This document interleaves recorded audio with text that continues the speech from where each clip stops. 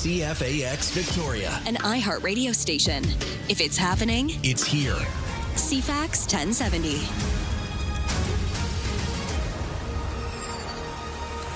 It's 6 a.m. Wednesday, July 22nd. Welcome on CFAX 1070 and CTV Vancouver Island. Steve once again subbing for Ryan today. A heat warning is in effect for a good portion of the island again today. It's time for CFAX 1070 News. Here's Lisa Best. Thanks, Stephen. Good morning. A BC wildfire update for you. There's 89 active fires burning in the province. 12 new starts in the last 24 hours. 32 of those fires are considered out of control. That includes a new one here on Vancouver Island. It is the northern part of Vancouver Island, southwest of Was.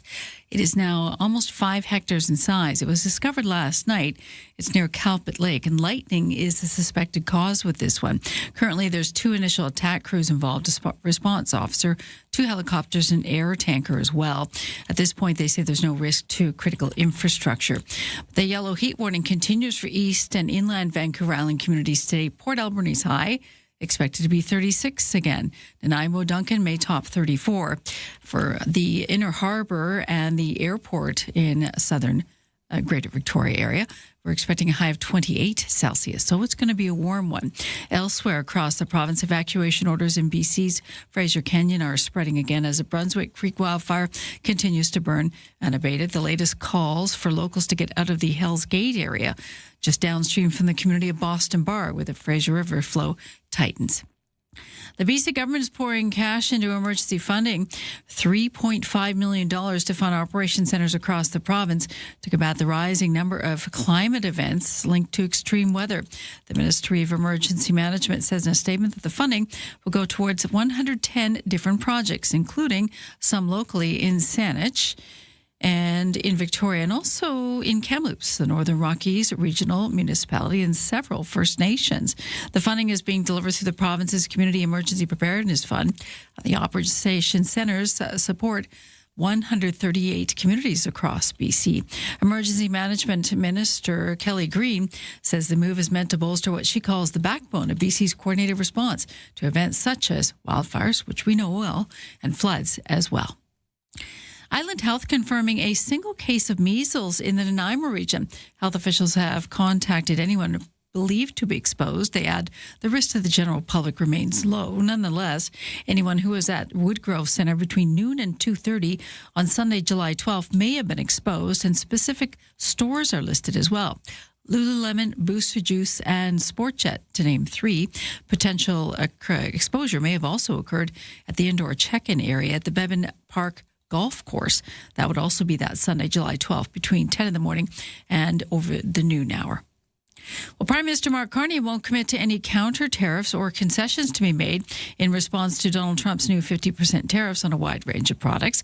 Sources have told CTV News the move caught Prime Minister off guard, coming mere hours after he and Trump took in the World Cup final together in New Jersey.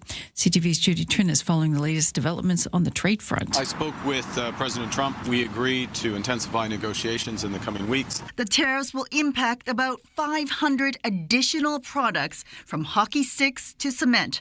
That's about 5% or $28 billion worth of Canadian exports. Their leadership, from Trudeau to the current leadership, I mean, in all fairness to them, they need us to survive. The Carney government has already made several concessions. It's splitting revenues on the Gordie Howe Bridge before it recoups the cost of building it. Meantime, on that bridge, Canadian-American officials will no longer celebrate the ribbon-cutting opening together on Friday. They'll be holding separate events, calling it inappropriate in light of the trade action threatened by the U.S. Gordie Howe Bridge is still expected to open to the public on Friday, about a month late from when it was expected to. Meantime, the tariffs immediately became the main topic of the latest meeting of the Canada premiers this week in PEI, going into a second day of meetings. The leaders who've imposed bans on U.S. alcohol now doubling down on that move. CTV's Maria Shura has more from Doug Ford in Ontario and David Eby here in BC. We need to stand up to the bully, and we need to hit him tariff to tariff. there is not a chance in hell that U.S. alcohol is going back on the shelf in British Columbia. But after a call with the Prime Minister, there was no clear answer on retaliatory tariffs. 9 premiers did find common ground on a way to strengthen the market at home. They signed a landmark agreement allowing Canadians to buy alcohol directly from producers in participating provinces. Strengthening internal trade, being our own best customer. The premiers will continue their meeting today before the Prime Minister joins them tomorrow. An OpenAI has disclosed what the tech giant calls an unprecedented cyber incident, where its artificial intelligence system allegedly hacked into another AI company. OpenAI CEO Sam Altman says that the incident occurred during model evaluations. Last week, AI startup Hugging Face detected an intrusion into its data processing system. Its co-founders say the attack was from an AI agent. It was believed to be no malicious intent, but he said it's mind-blowing that it happened automatically. And that's your news to 6:05.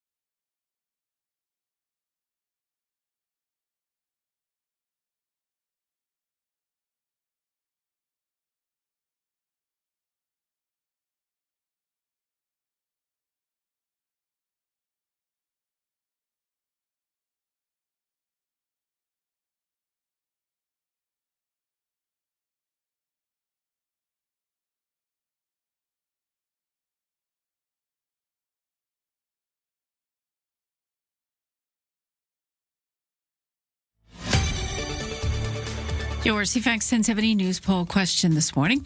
Since it's wedding season, we're asking, what's the largest amount of cash you stuffed into an envelope for the happy couple? 51% say it was under $200. 36% say they gave anywhere from $200 to $500. 8% stepped up to $500 to $1,000. And 5% gave more than $1,000.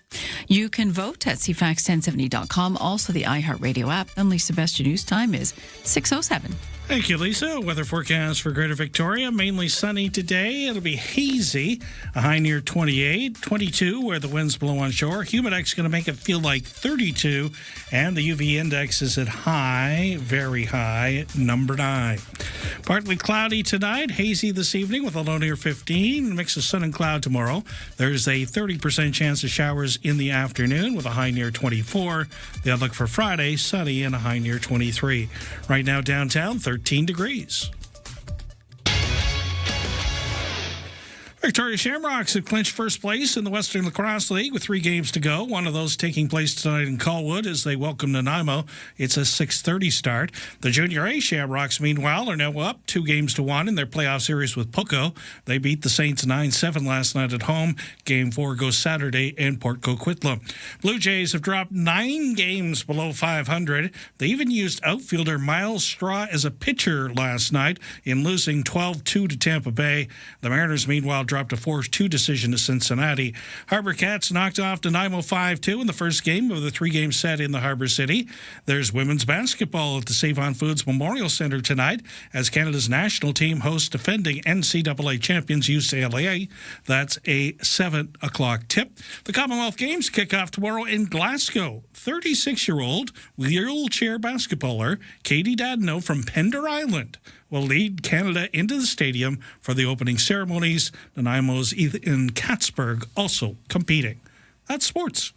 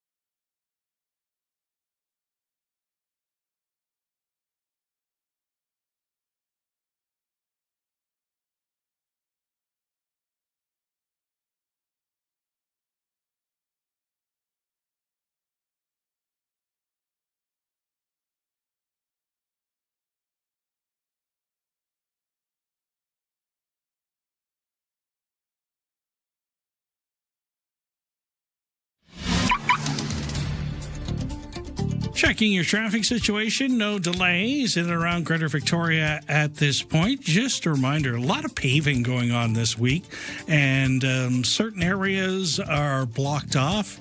So just pay attention to the signs. I know there's scheduled to do paving work today on Highland Highway through View Royal between 9 and 3, but there are numerous number of those things planned for today. At the ferry terminal, the 6 o'clock departed on time. Next available sailings at 7 o'clock with 42% available deck space right now. The 4 o'clock sailing from the Swartz Bay to the mainland is already full, so you might want to plan your day around that.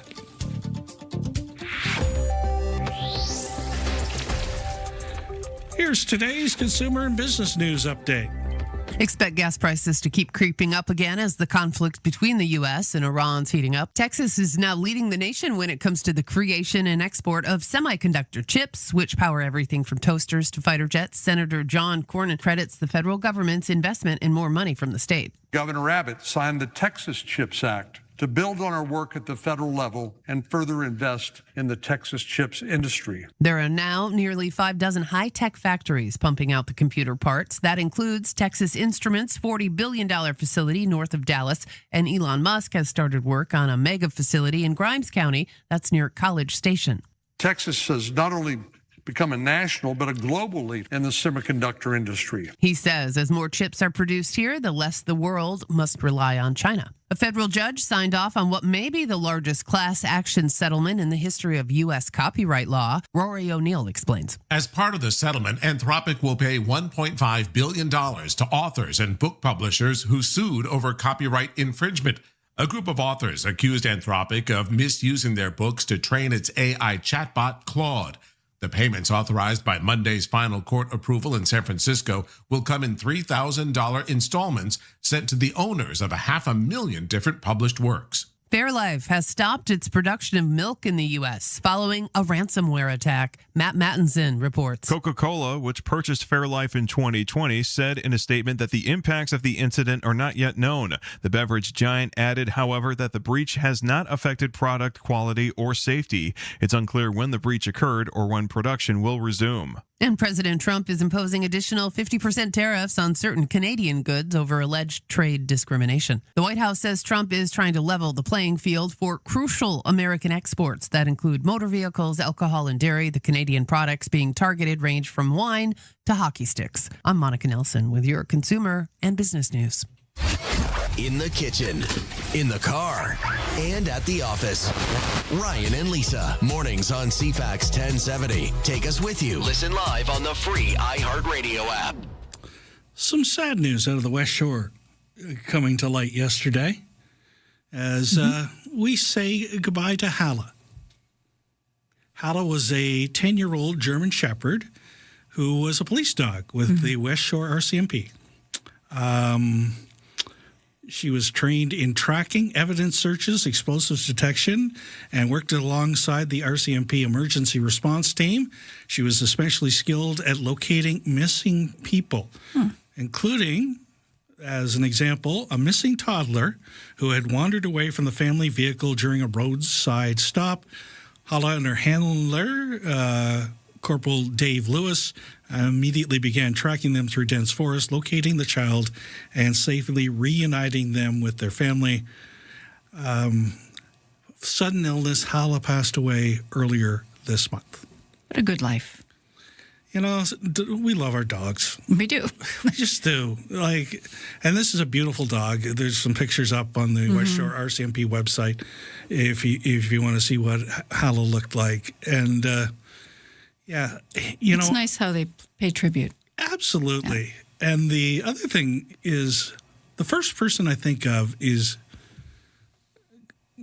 Corporal Lewis. Yeah. The relationship they had. Yeah, because the relationships between those police dogs and their handlers is really something to behold, because even though it's a dog, it's like they know what each other's thinking. Well, Dogs are smart. So, and they do pick up on your cues. You know that because, they watch your face. Your own pet is like that. But when they're trained and you have such a close relationship, that's tough. And then they go home and they play with the family and they be a regular dog. Just like we do. Yeah. We go to work, then we go home. So go be regular dogs. A shout out to Hala. Yeah. Thank you for your service to our nation and the West Shore. She also spent some time in the interior before she made the transition to Vancouver Island, which just shows you how bright Hala is. Coming to the island. Yes. She made the move. Good girl. 6:15, here's Lisa with your news headlines.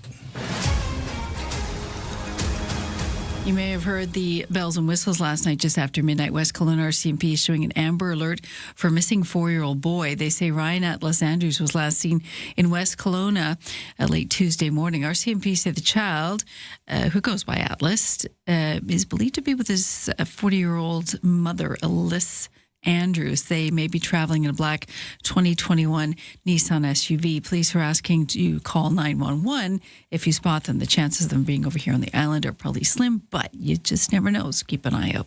Heat warnings expanding over large swaths of BC. Don't we know it? Sweltering through yesterday. It's going to be just as warm today. Environment Canada says it's been brought in by a ridge of high pressure that's moving across the province. The Weather Office also issuing air quality advisors covering much of BC due to the smoke from more than 80 fires burning. That's 87 right now as of this morning. The BC Wildfire Service says the situation will report that smoky skies are expected to continue and may actually worsen in some areas, mostly northeast and central.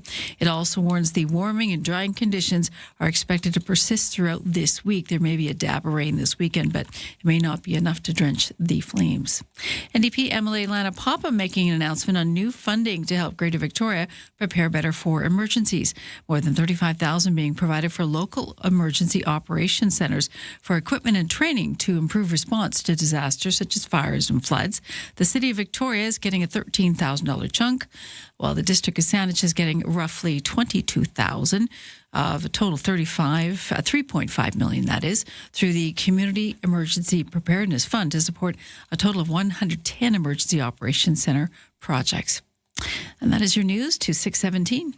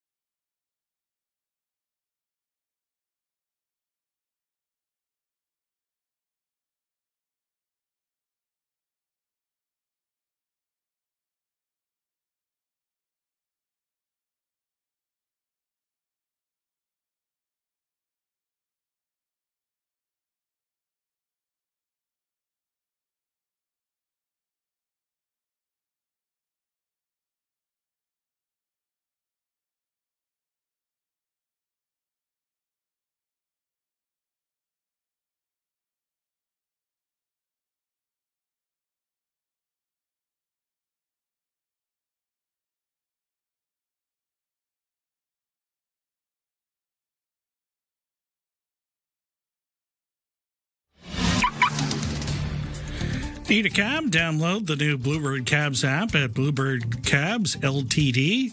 Bluebird Calves, proudly local and Canadian-owned and run since 1946. At Victoria Airport this morning, no delays to speak of. A couple flights have already departed on their way to Calgary and Seattle. On the highways, I see no major delays at this point. A little slowdown on the Trans-Canada Victoria-bound right by the Island Highway exit where they're doing some work on the expanded bus lanes. Ryan and Lisa. Mornings on CFAX 1070. Remember, you have us in the palm of your hand. For listeners on the go, listen live on the free iHeartRadio app. 6:20. Steve is sitting in for Ryan with Lisa. Today we're going basketball, Lisa. Okay, I see that. Okay. Yeah, like the colors. Okay. The reason why, of course, is because there's a big women's basketball game tonight at Save On Foods Memorial Center featuring UCLA, who are the defending NCAA champions, and the Canadian national women's team. They made the trek up. So actually, it's been very entertaining. So I went on Instagram and followed UCLA women's basketball. Okay. Just to see, what are they doing while they're here in Victoria? Right. Any idea where they went yesterday? Like, if you're a visitor. Woodchuck Gardens? Look at you go. That is high, that is far, that is gone. That's where I go. The girls seem to like that. Well, who doesn't? Being immersed in that kind of nature. Yes. LA does not have a Woodchuck Gardens. Not even close. They have Disney. Anaheim does, anyway. Yes. Yeah. And Knott's Berry Farm and a whole bunch of other things. What do you think else they did while they've been in town? Did they go for a carriage ride? Did they have high tea at the Empress? I'm not sure about the high tea, but they certainly went down that street. Okay. Judging by the pictures I saw. What else would you do? There's lots to do. This really encouraged me. Okay.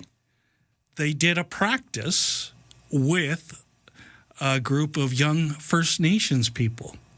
Oh, really? Wow, I would never guess that, but that's fantastic. Yeah. So, and you could see them sitting around in the circle. So there's a player, then there's a little girl, then there's another player, then there's another little girl. Oh, that's so classy.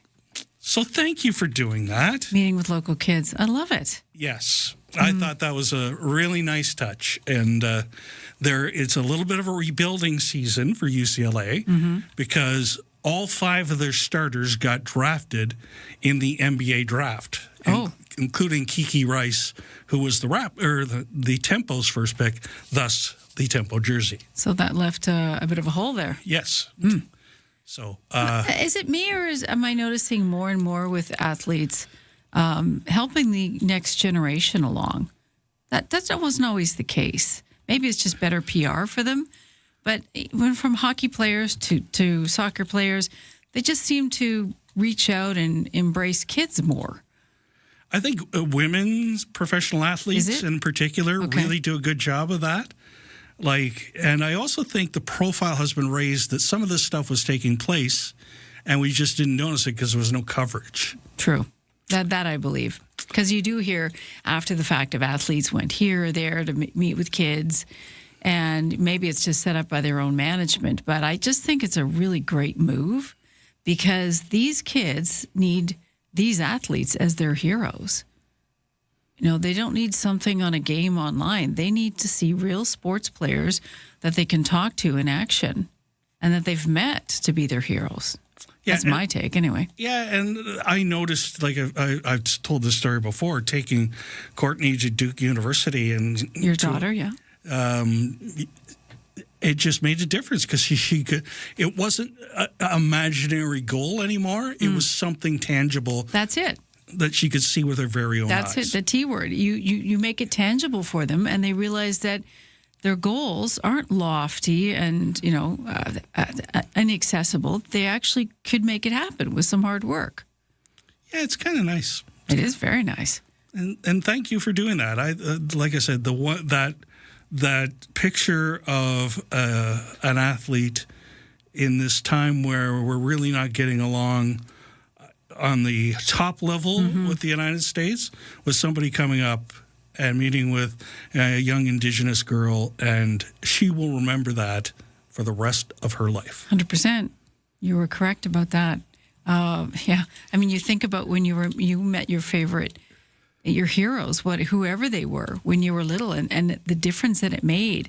Even if they weren't heroes, perhaps someone that you met that changed your life that became a hero for you. You never know where they're going to come from, all shapes and sizes. So hopefully, maybe we'll see more stars locally in the future because of that. Might take 10 years, but we're willing to wait it out. I wanted to talk a little bit about the fire because you had good details. So checked in periodically through the afternoon because I had a feeling. We all did. We really did. So I think the first update I saw was around 5:45. Mm-hmm. And for those of you who are just joining us, there's a fire on Vancouver Island now. It's kind of southeast of Port Alice. If I was to use the biggest community it's really near. Was is also nearby. Yeah, and it's not too close, though.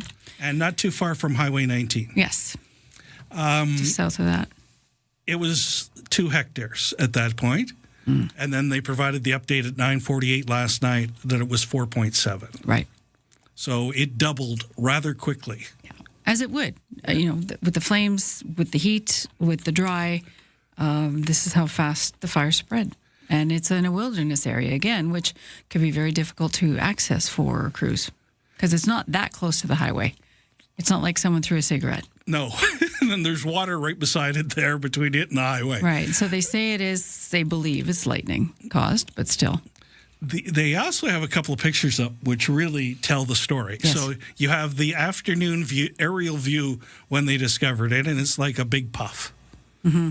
And then they have the above fire view that is later, and it's right on the top of, I don't want to call it a mountain, but similar to a mountain. Yeah, mountains. Yeah, and it's big. And it looks quite active in the second fire. Yeah. In the second photos. Yes, exactly. So 2 initial attack crews, a response officer, 2 helicopters, and an air tanker responding. The good part is no risk to values or critical infrastructure this time, but we'll certainly keep an eye on it. And it underscores what the listeners were pointing out to us yesterday at 7:10:10, the importance of little things to prevent this from happening. Mm-hmm. Down to don't throw your cigarette out the window of the car going down the highway right now. Now, we had someone text in quite angry about seeing that happen, and I understand. You almost want to take action. It's like, because we're all in this together, throwing a cigarette out. I know View Royal, the fire chief has come on in previous years saying, stop doing that because the grass lights so quickly. And a lot of people just don't want to have the butts in their car, so they throw it out the window. And we just can't do that in this. We shouldn't do it anyways, but we shouldn't be doing it in these conditions. Absolutely. 6:28. Lisa's going to be back in a couple minutes with your news update. You've heard the chaos. Now you can see it. Oh my God. Watch all your favorite podcasts from start to finish right inside the free iHeartRadio app. Gets the blood going, huh? Catch every laugh and eye roll on shows like the Tom Green Farmcast and Park the Bus. Now with full video. We're building a ramp for Tony Hawk. It's the same hosts and the same chemistry with all the hilarious moments you've been missing right on your screen. Cheers. Open the free iHeartRadio app, search video podcasts, and tap watch.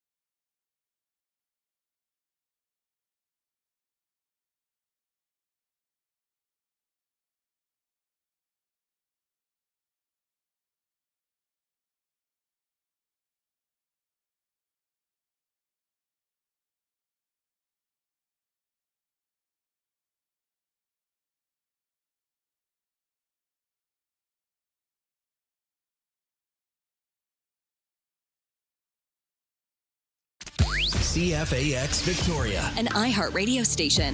If it's happening, It's here. CFAX 1070. Good morning, 6:30, Wednesday, July the 22nd. Steve in for Ryan. A good portion of the island under a heat warning once again. Not Victoria, but a good portion of the island.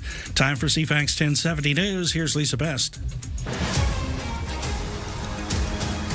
BC wildfire crews say they're working on the Brunswick complex of wildfires near Boston Bar, northeast of Vancouver, using a drone to trigger a controlled burn. In a video posted by the service online, Operations Section Chief Arlen Cannery says the drone was able to safely and precisely ignite targeted fuels in the mountainous terrain too steep for crews to deal with. Drone technology that we were able to use enabled us to see exactly where the ignition was happening.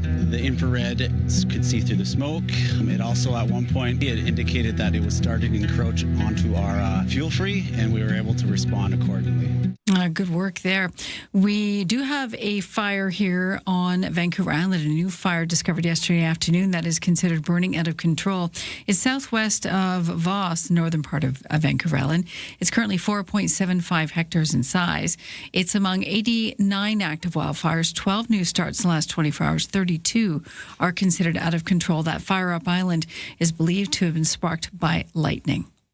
A man accused of first-degree murder in the 2022 killing of an RCMP constable near Vancouver has been found unfit for trial. The British Columbia Review Board ruling went into effect on July 16th and will keep Zhongwan Hom at the Forensic Psychiatric Hospital in Coquitlam for at least a year when the disposition is reviewable. Hom is charged in the killing of Shailin Yong in a Burnaby Park on October 18th, 2022. Yong, a mental health and outreach worker for the Mounties, was stabbed to death when she tried to speak to a man in a tent.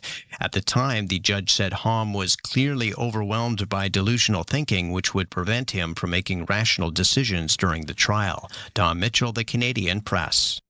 The premiers of Newfoundland and Labrador said the Trump administration's latest tariff threat has only boosted the Team Canada approach. At the premiers' annual meeting in Charlottetown, which continues today, Tony Wickham said the American trade war has prompted Canada to beef up domestic trade while looking to other markets beyond the U.S. Whether it's oil and gas industries, whether it's critical minerals, whether it's our lumber industries, our forestry industries, we have what the world needs.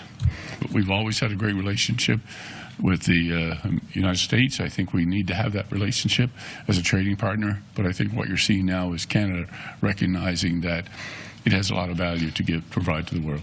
The premiers wrap up their Council of the Federation meeting today. They will be joined in person tomorrow by Prime Minister Mark Carney. Now, Carney says he spoke with the U.S. president. They agreed to intensify trade negotiations in the face of Trump's latest tariff threat, that if it happened, that 50% tariff would take effect on August 19th.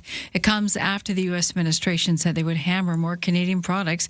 Canadian press reporter Kelly Malone says Donald Trump is coming from a different place when he first announced his original tariffs last year, which he said would reshore production. This appears to be, according to experts that I spoke with, a lot more posturing because right now, Canada, the U.S., and Mexico are mid conversations, trade talks around the Canada-U.S.-Mexico Agreement on Trade. In Canada, we call that CUSMA. So a lot of experts think this is the U.S. trying to ramp up pressure on Canada. Carney said Canada has made a series of comprehensive and detailed proposals on modernizing the Continental Trade Pact in response to the Trump administration's trade strategy. There's a growing list of legal claims now against a fast food chain linked to that mouse-F outbreak of cyclosporiasis. The good news about cyclosporiasis comes from Health and Human Services Secretary Robert F. Kennedy Jr. We do have the outbreak under control. The bad news for Taco Bell is that at least 4 lawsuits have been filed by people who say they caught the brutal stomach bug after eating at the fast food restaurant. Up the supply chain, says Kennedy. We and the companies that have involved have implemented a recall. The CDC is investigating nearly 7,000 confirmed or suspected cases of cyclosporiasis. Jim Ryan, ABC News. And remember that Oregon teen that paid $3 for a jacket while he was thrifting? He's made out big because it is a Wilt Chamberlain Lakers jacket. Quinn Brown says he saw the jacket in a bin of clothes and thought it might be worth a little something. Saw somebody looking at it, and I was kind of waiting, and they ended up just throwing it back in the bin, immediately grabbed it. Didn't know what I had at the time, but definitely knew it was something special. A little research convinced Brown it was a warm-up jacket worn by Wilt Chamberlain during the 1972 NBA Finals. The famous auction house Sotheby's agreed and put it up for auction. This week, it sold for $89,600. I'm Monica Nelson. Keep thrifting, people. Don't let us down. That's your news to 6:35.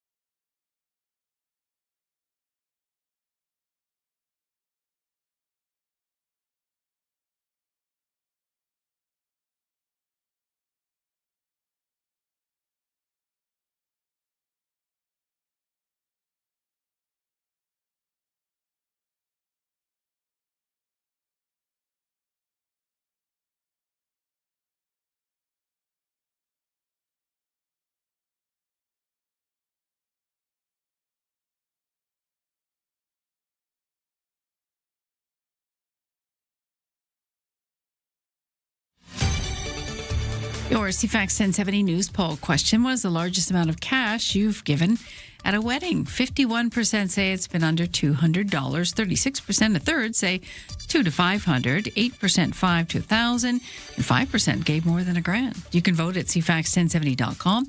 Also, the iHeartRadio app. I'm Lisa Best, your news time, 6:36.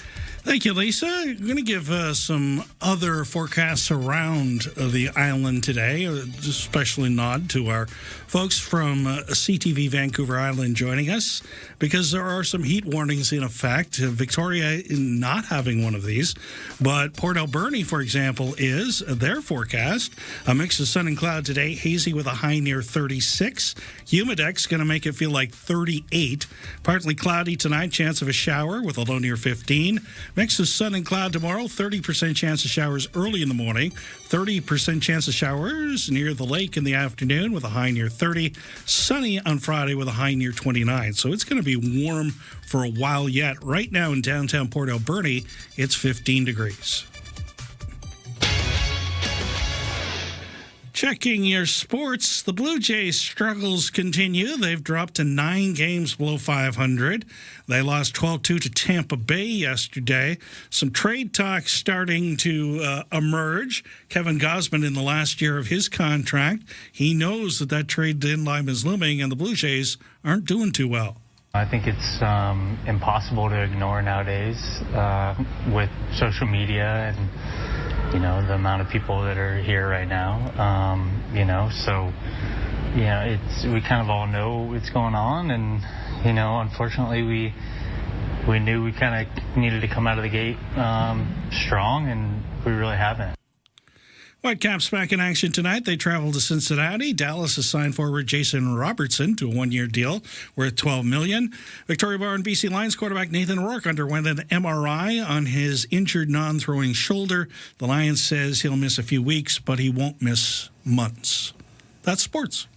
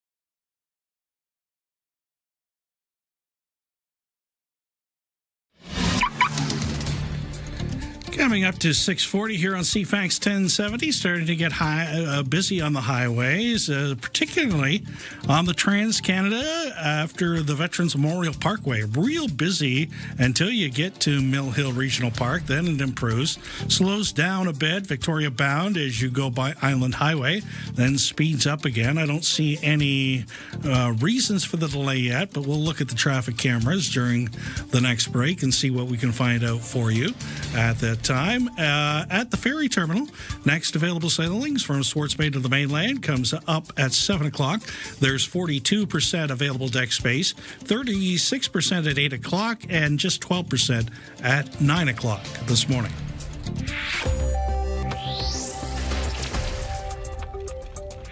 Here's what's happening on the markets yesterday. Bay Street enjoyed a second day in the green despite concerns over the new Trump tariffs. Toronto's S&P TSX gaining 409 points, closing at 35,369. In New York, the Dow Jones Industrial Average added 385 points, while the Nasdaq rose 329.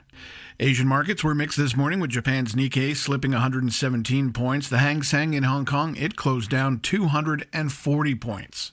Canada's premiers are set to continue their meetings in PEI this morning, the second day of an annual summer gathering. The talks have been punctuated so far by U.S. President Donald Trump's threats of a new 50% tariff on some Canadian goods. And an early look into how Canada's new grocery code of conduct is faring finds there is hesitation among suppliers and retailers to bring up concerns about their counterparts for fear it could strain their business relationships.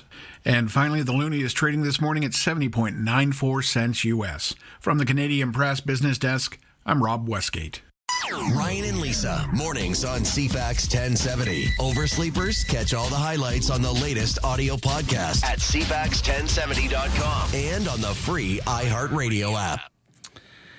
When you think barbecues, what do you think about? Good food, burgers, I don't know, kebabs. There you go. You're on the way. Am I? Yeah. Yeah. Right. But you know what research is showing? What? About barbecuing? Is there a breed tennis coming up? There is. In my life? Yes, there is. She's going to tell us things, educate us? Yes. Research shows we're grilling for desserts now. According to Talker Research, the average American will attend 5 barbecues and throw 4 between the 4th of July and Labor Day. And that can get pretty spendy. But according to Food and Wine magazine, we're ditching the steaks and grilling up dessert for a crowd. They say everything is going on the grill, from the old standby s'mores, but also grilled fruit and cast iron cobbler growing in backyard popularity. I'm Bree Tennis. Okay, so have you ever had barbecued watermelon? I don't think I have. Yeah, so I've had that served to me a few times. You grill the watermelon, and then you put some salt on it. Okay. I'm still mixed about that one. I do like taking a head of romaine, slicing it sideways, putting it, charring it slightly in the barbecue, and then putting olive oil and croutons on it and Parmesan and calling it a deconstructed Caesar salad. Oh, I like the sounds of that one. It's very good. There's something about grilling that just brings out the best in vegetables, even more so than meat, I find sometimes. Caramelizes onions, things like that. But s'mores, it just sounds real messy. Yes, to me, like the marshmallow toasted, I certainly get. Do I consider that a dessert, or do I consider that campfire fare? Campfire fodder. Yeah. Yeah. Like roasting marshmallows is very much you don't sit in your kitchen over your gas stove and roast marshmallows. There's just something fundamentally wrong with that. Right? Right? It's pure Canadiana to get out there over an open fire. And sometimes you even use the stick, right? You don't always use the... You have to use the stick from the woods. If you use something metal, it just doesn't taste as good. Yes. Wrong. I have many hard and fast rules. You're very judgmental about this. No, I'm just very hard and fast. It's not judgmental. We all have our preferences. It sounded judgmental. So traditionalist you. What other? She just named s'mores for a barbecue dessert. Yeah, and I get it. You kind of beat it out there. Yeah. So you can grill a lot. You can grill peaches to die for in the barbecue. Really? Yeah. See, we have Dallas coming up on the show on Friday. Maybe we should ask. Maybe he's a grilling king. I have to ask him if he's a king of the grill. I'm sorry. What? I like meat. Meat on the barbecue is where I go. But what did you put it with, right? If you have like pork, you have a compote of something, and you can mix all that and prepare it on the grill. Corn on the cob. What about it? Meat, corn on the cob. Do you leave your corn on the cob in the husk, or you take it out? I take it out and I boil it. Now I'm judging you. You soak it in ice water, and then you leave it in the husk, and you grill it slowly on the Q, and it sort of simmers in its, corny juices. Yeah. Fantastic. And then you you unpeel it basically, and then you just keep an end on it. You don't cut it all off, so you've got that to hold on to while you're eating it. I think we're diametrically opposed the last couple of days. I'm okay with that. You probably should be. It'll probably augur well for your life going forward that way. If you want a barbecue, though, hey, just tell me what time to show up. Okay. I did barbecue for lunch yesterday. See? But I used meat. Meat. I got it. 6:46. Here's Lisa with your news headlines. Since we're on the range, let's talk about fish. Vancouver Island fishery officers from 8 detachments conducting a 6-hour roadside enforcement blitz last weekend on highway feeder routes between Port Hardy and Victoria. The first simultaneous roadside inspection blitz of this scope ever undertaken on Vancouver Island. It was officers from Port Hardy, Campbell River, Gold River, Tofino, Port Alberni, Cowichan, Duncan, Nanaimo, and Victoria, all involved. Early Stacho officers stopped about 200 personal vehicles, 18 commercial transport vehicles, and 85 vessels in total. And the majority of the more than 90 violations found were around the regulations of processing fish and undersized fish. The blitz was timed for the first weekend after the current Chinook conservation measures and retention bans were lifted. Donald Trump is threatening to use an obscure Great Depression-era legal tool to impose new tariffs on Canada. Greta Pesch, the former lawyer for U.S. trade officials, explains that Section 338 is used when a foreign country, quote, discriminates against the commerce of the U.S. and puts it at a disadvantage. The statute allows for tariffs of up to 50% with no investigation required or limit of how long they can be in place. She expects these new duties, if they go in effect, they'll be challenged in court. Since the nearly century-old statute's never been used for tariffs before, it's unclear exactly how it would play out. The Saskatchewan Roughliners will be playing it out, honoring crash victim Bishma Ragigura before their game tomorrow night against the Edmonton Elks. The 22-year-old was killed Saturday night when the car he was driving was hit by a vehicle driven by Rough Riders linebacker and team captain Jaden Dalkey, northwest of Regina. RCMP say the football player was also killed in the crash. He was driving on the wrong side of the highway with alcohol and cannabis found in his SUV. Rider General Manager Jeremy O'Day already said the team plans to hold a tribute for Dalkey before Thursday's game as well. That's your news to 6:48. Developing political story, a big doozy. Vashi Capellos. What started as a dull day is anything but. The top newsmakers. Your go-to political debrief. Daily. What is really going on? The breaking news. Just moments ago. And the entertaining analysis and debate to follow. I don't think you can sugarcoat it. It's an issue. It's not true, guys. Yeah. Vashi Capellos. There is a greater plan here. Vashi Capellos. Weekdays 9 a.m. to 11. Bigger picture politically, which is on CFAX 1070.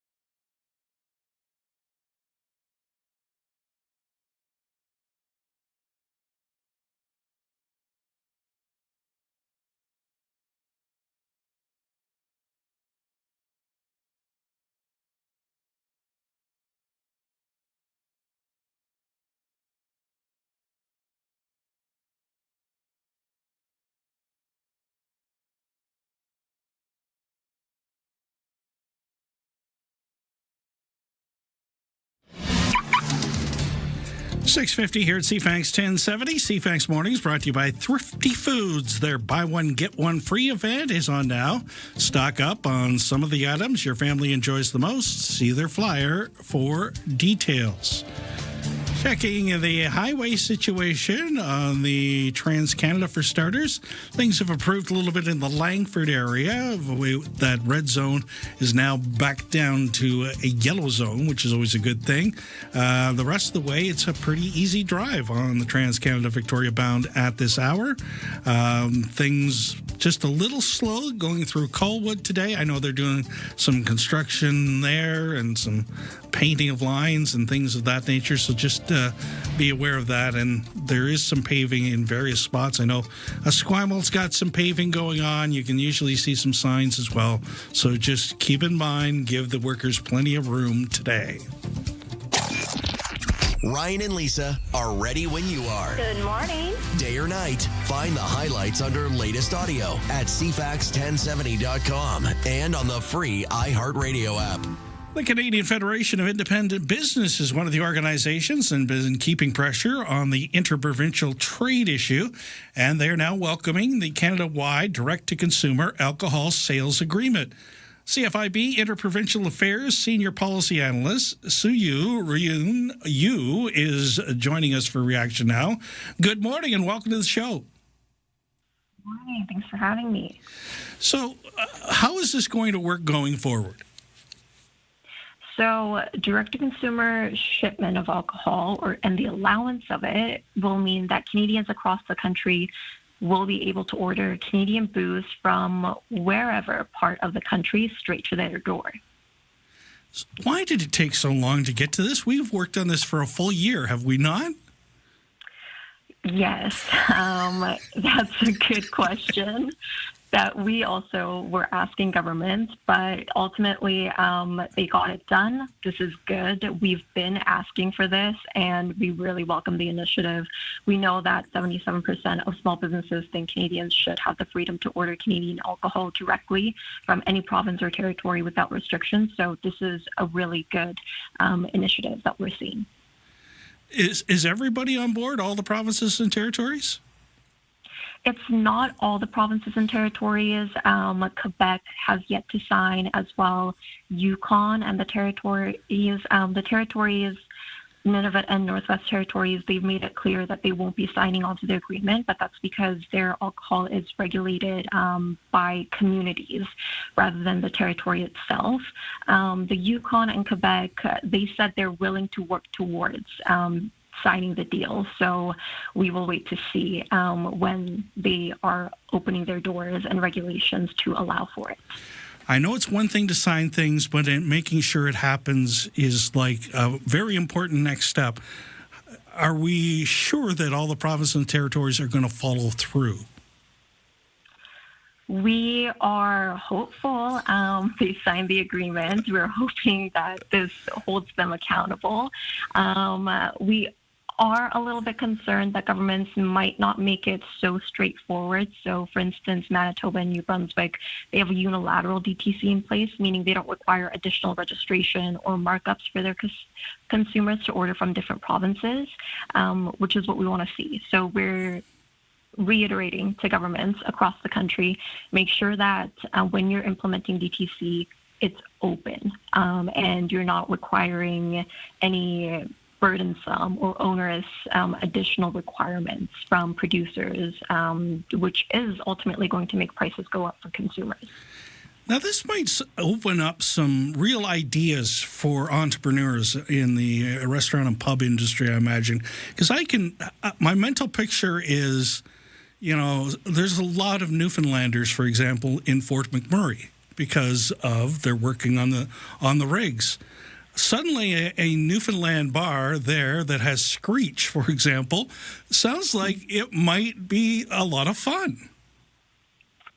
Yes, unfortunately, with the direct-to-consumer shipment, because it's only for consumers, bars and restaurants, other retail places, they would not be able to distribute.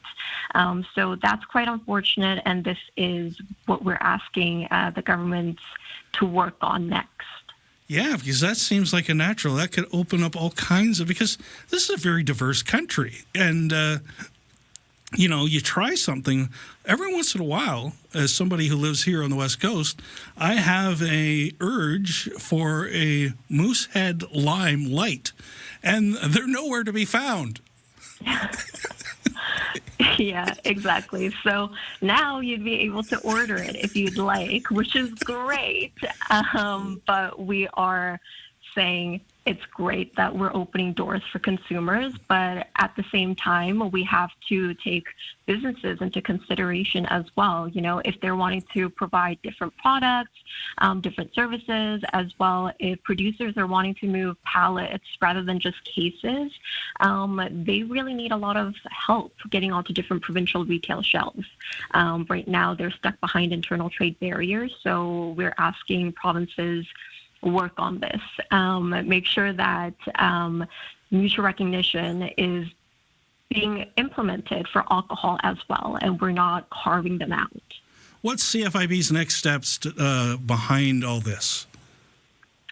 We have been calling out to governments. We have been asking them and reiterating that it's really hard for small producers to sell into other provinces. A lot of the times they have to re-undergo product inspection. They have to print out new labels to just add a couple words so that it fits the other provinces' standard. And they get markups put on their products, which makes prices go up. And really, it's not a competitive or attractive thing from a consumer's point of view. So we're asking the governments, it's great that you got this down. Now work on this. Thanks for joining us this morning, and thanks for your advocacy on this, because we're getting there. It's probably not at the pace that most Canadians would like, but we're getting there. Yeah, we're getting there. So we're, cheersing, we're raising the glass. It's a really welcome initiative. So it's great. We're hoping to see more. Have a great day. Thanks, you too. That's Sui Ryu is joining us from the Senior Policy Analyst in Interprovincial Affairs with the Canadian Federation of Independent Business.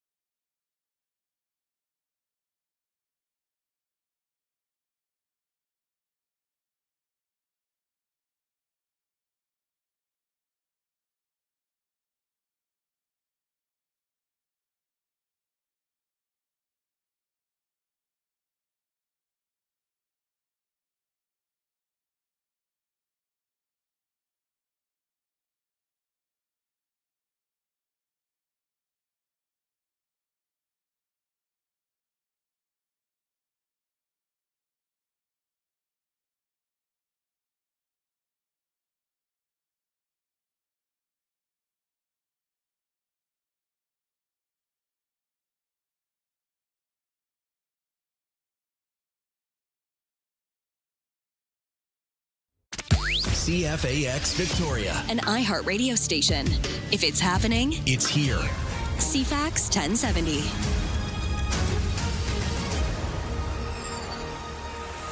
7 o'clock here at CFAX 1070 and CTV Vancouver Island on Wednesday, July 22nd. It's Hump Day. Heat warning is in effect for a good portion of the island today. Time for CFAX 1070 News. Here's Lisa Best. Yeah, you see the yellow banners up when you pull up Environment Canada's listings for temperatures and the forecast for individual communities. Port Alberni's high today, 36 Celsius. Nanaimo and Duncan, you may reach 34 Celsius again today. So this is a cumulative effect, too. We got 28 Celsius expected at the Inner Harbour, the airport, Sydney as well. We're going to hear from Medical Health Officer Dr. Melissa Wan. She'll be live in about 20 minutes' time on the CFAX Morning Show. Talk about the Vancouver Island heat warnings, how we can protect ourselves and keep our cool, because sometimes we like to go jogging in the middle of the day, and that may be not the best thing to do. BC wildfire update, 89 fires burning, 12 new starts in the last 24 hours. 32 of those fires are considered out of control, and that includes about a 5-hectare-sized blaze that's burning southwest of Was up on Vancouver Island. It was discovered late yesterday afternoon. It's near Calpit Lake, and it's believed lightning was the suspected cause. Currently, there's 2 initial attack crews on it, a response officer, 2 helicopters, and air tanker as well. At this point, crews say there's no risk to critical infrastructure, but of course, they want to get a handle on this with the dry heat conditions that we have underway. Fire over a bridge out east. Canada is now canceling a planned celebration with the U.S. We were supposed to do this together on Friday, but no more for the new Gordie Howe International Bridge opening late, which will connect Detroit and Windsor. The ribbon-cutting ceremony was set for July 24th, but Canadian officials say recent U.S. tariff threats made a joint celebration inappropriate. The bridge is still scheduled to open to traffic July 27th. I'm Monica Nelson. Enjoy driving across it because we certainly paid for it. Canada has become the first country to gain observer status in a next-generation fighter jet program run by the UK, Japan, and Italy. That means Ottawa gains access to international information about the Global Compact Air program for the 6th-generation fighter is under development. Speaking in London, Defence Minister Dave McGuinty says no nation can safeguard security on their own. Security today depends not only on the strength of our armed forces, it depends on the strength of our industrial base. It depends on trusted supply chains. It depends on innovation. And above all, it depends on trusted allies. The program was launched to replace the Eurofighter Typhoons and Japan's F-2 jets by 2035. Experts say it's not clear whether Canada has a viable path to participating in the program in a way that gets domestic industry involved. You check your fridge. The Public Health Agency of Canada says the salmonella outbreak from contaminated pistachios is over, but you should still avoid pistachio products coming from Iran. Salmonella has been found and recalled in pistachios and Dubai-style chocolate. The outbreak started in March 2025 and lasted more than a year, with the final reported sicknesses this May. It involved 200 lab-confirmed cases of salmonella in 6 provinces, with the most in Quebec and Ontario. The Public Health Agency of Canada says 26 people were hospitalized and there were no reported deaths. The Canadian Food Inspection Agency continues to ban imports of pistachios and pistachio-containing products from Iran, which was identified as the source of this salmonella contamination. 2 of OpenAI's advanced artificial intelligence models went rogue, attacking a digital library. OpenAI says this happened during testing in a controlled environment, but the AI models managed to escape containment, connected to the internet, and hack the library of computer code. A startup called Hugging Face. OpenAI is calling it an unprecedented cyber incident, and they're now reinforcing safeguards. In music news, after decades of worldwide fame, Shania Twain says she rediscovered her Northern Ontario roots and the beauty of the place that shaped her. Her new album, Little Miss Twain, which releases this week, allowed her to look back at her past with a glass half full and reconnect with the joys of her upbringing in Timmins. I realized that, wow, I actually really love where I'm from, and it wasn't a realization. I mean, I always did, but it's almost like I forgot all about all of the snow that I've shoveled in my life, okay? Those things, all of the frozen toes. Yeah, we all had that. Little Miss Twain is set to release on Fridays. Hopefully it goes right up the charts. That's your news to 7:05.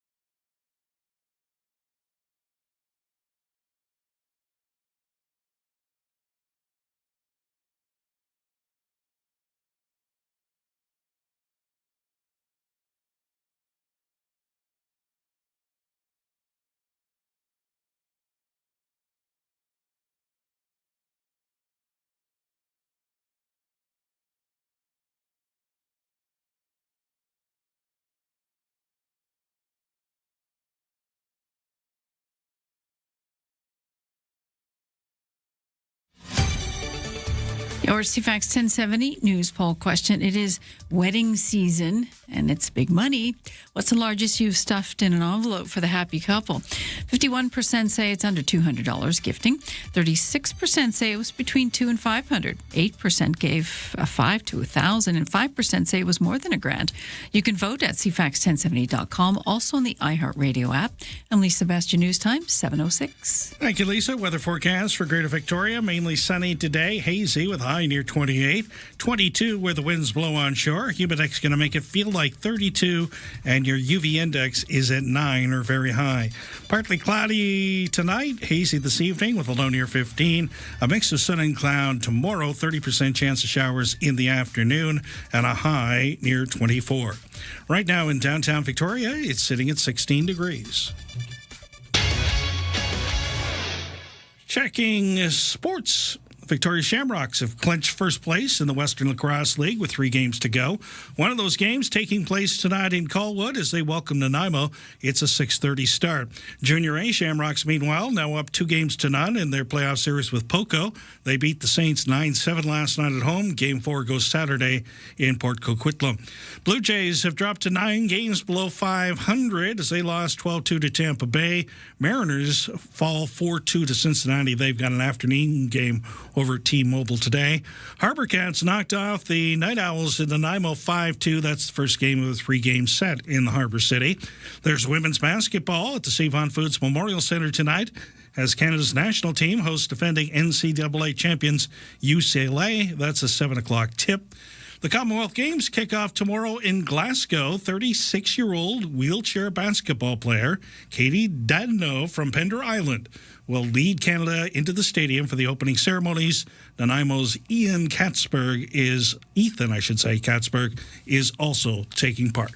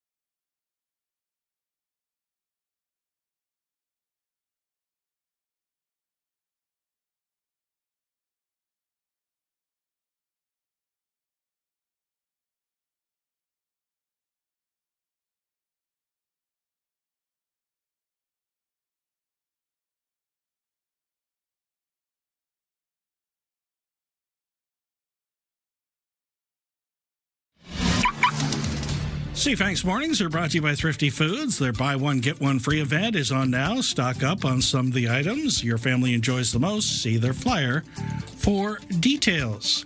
Trans-Canada Highway, lighter volume than usual. Victoria bound gets a little slow around Island Highway, right through to the curve, and then improves greatly. Things getting a little more congested around Mayfair and Douglas area with Finlayson and Hillside Drive, those kind of spots. Once again, keep an eye out for, there's a lot of paving and little construction projects taking place right across the city today. At the ferry terminal, the 7 o'clock departed on time. The next available sailing at 8 o'clock with 38% available deck space. A reminder that the 4 o'clock sailing is already full. On the markets, the TSX is up 408 points. Sounds pretty good. 35,369. The Dow Jones up 385 at 52,224. NASDAQ up 329 at 25,837.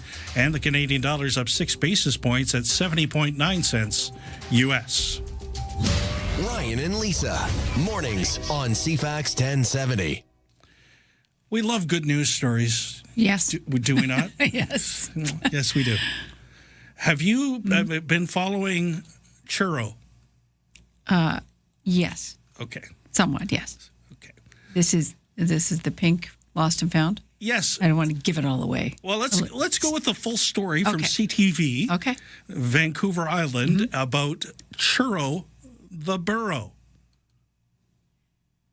update to a story we brought you last night about a tiny pink donkey who got lost on a ferry.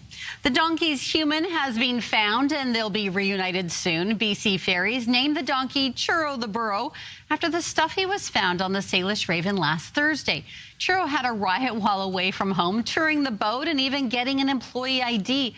One of the crew members who showed Churro the rope says she's eager to meet the donkey's owner, a 5-year-old Victoria boy named Alfie. It's just such a heartwarming story. When somebody loses something on board, you don't often hear about it being reunited with their owner. It's something that just kind of happens in the background. And in this case, because it looks like such a cherished item and it's been well taken care of, and it's just so super cute, it just kind of took off. And I think everyone could relate to leaving something behind on the ship. She says Churro and Alfie will be reunited tomorrow after finding out about the saga of the lost stuffy through a news story. Alfie's grandma got Churro in Mexico, and it's not yet known what the donkey's real name is.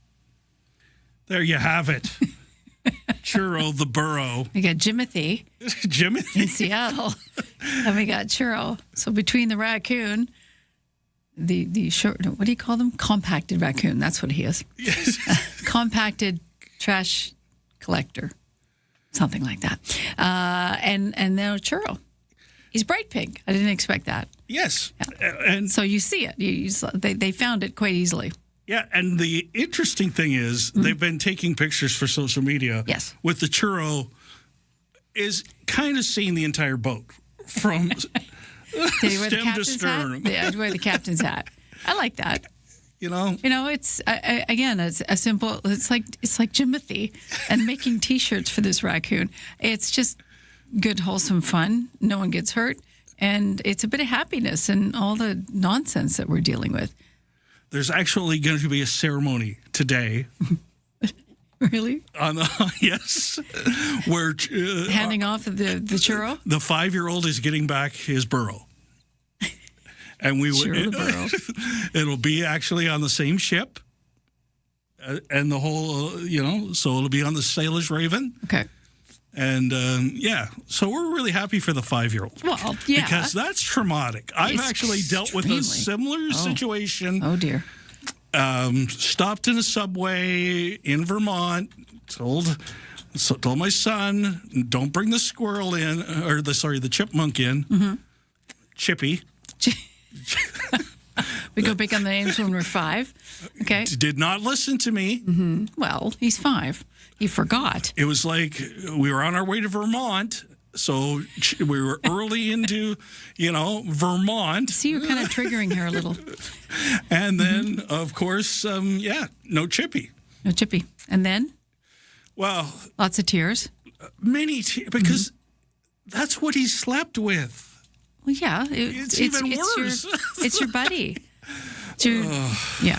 You don't go without. It's either a blankie or it's an animal. It's a ripped up something. Huh?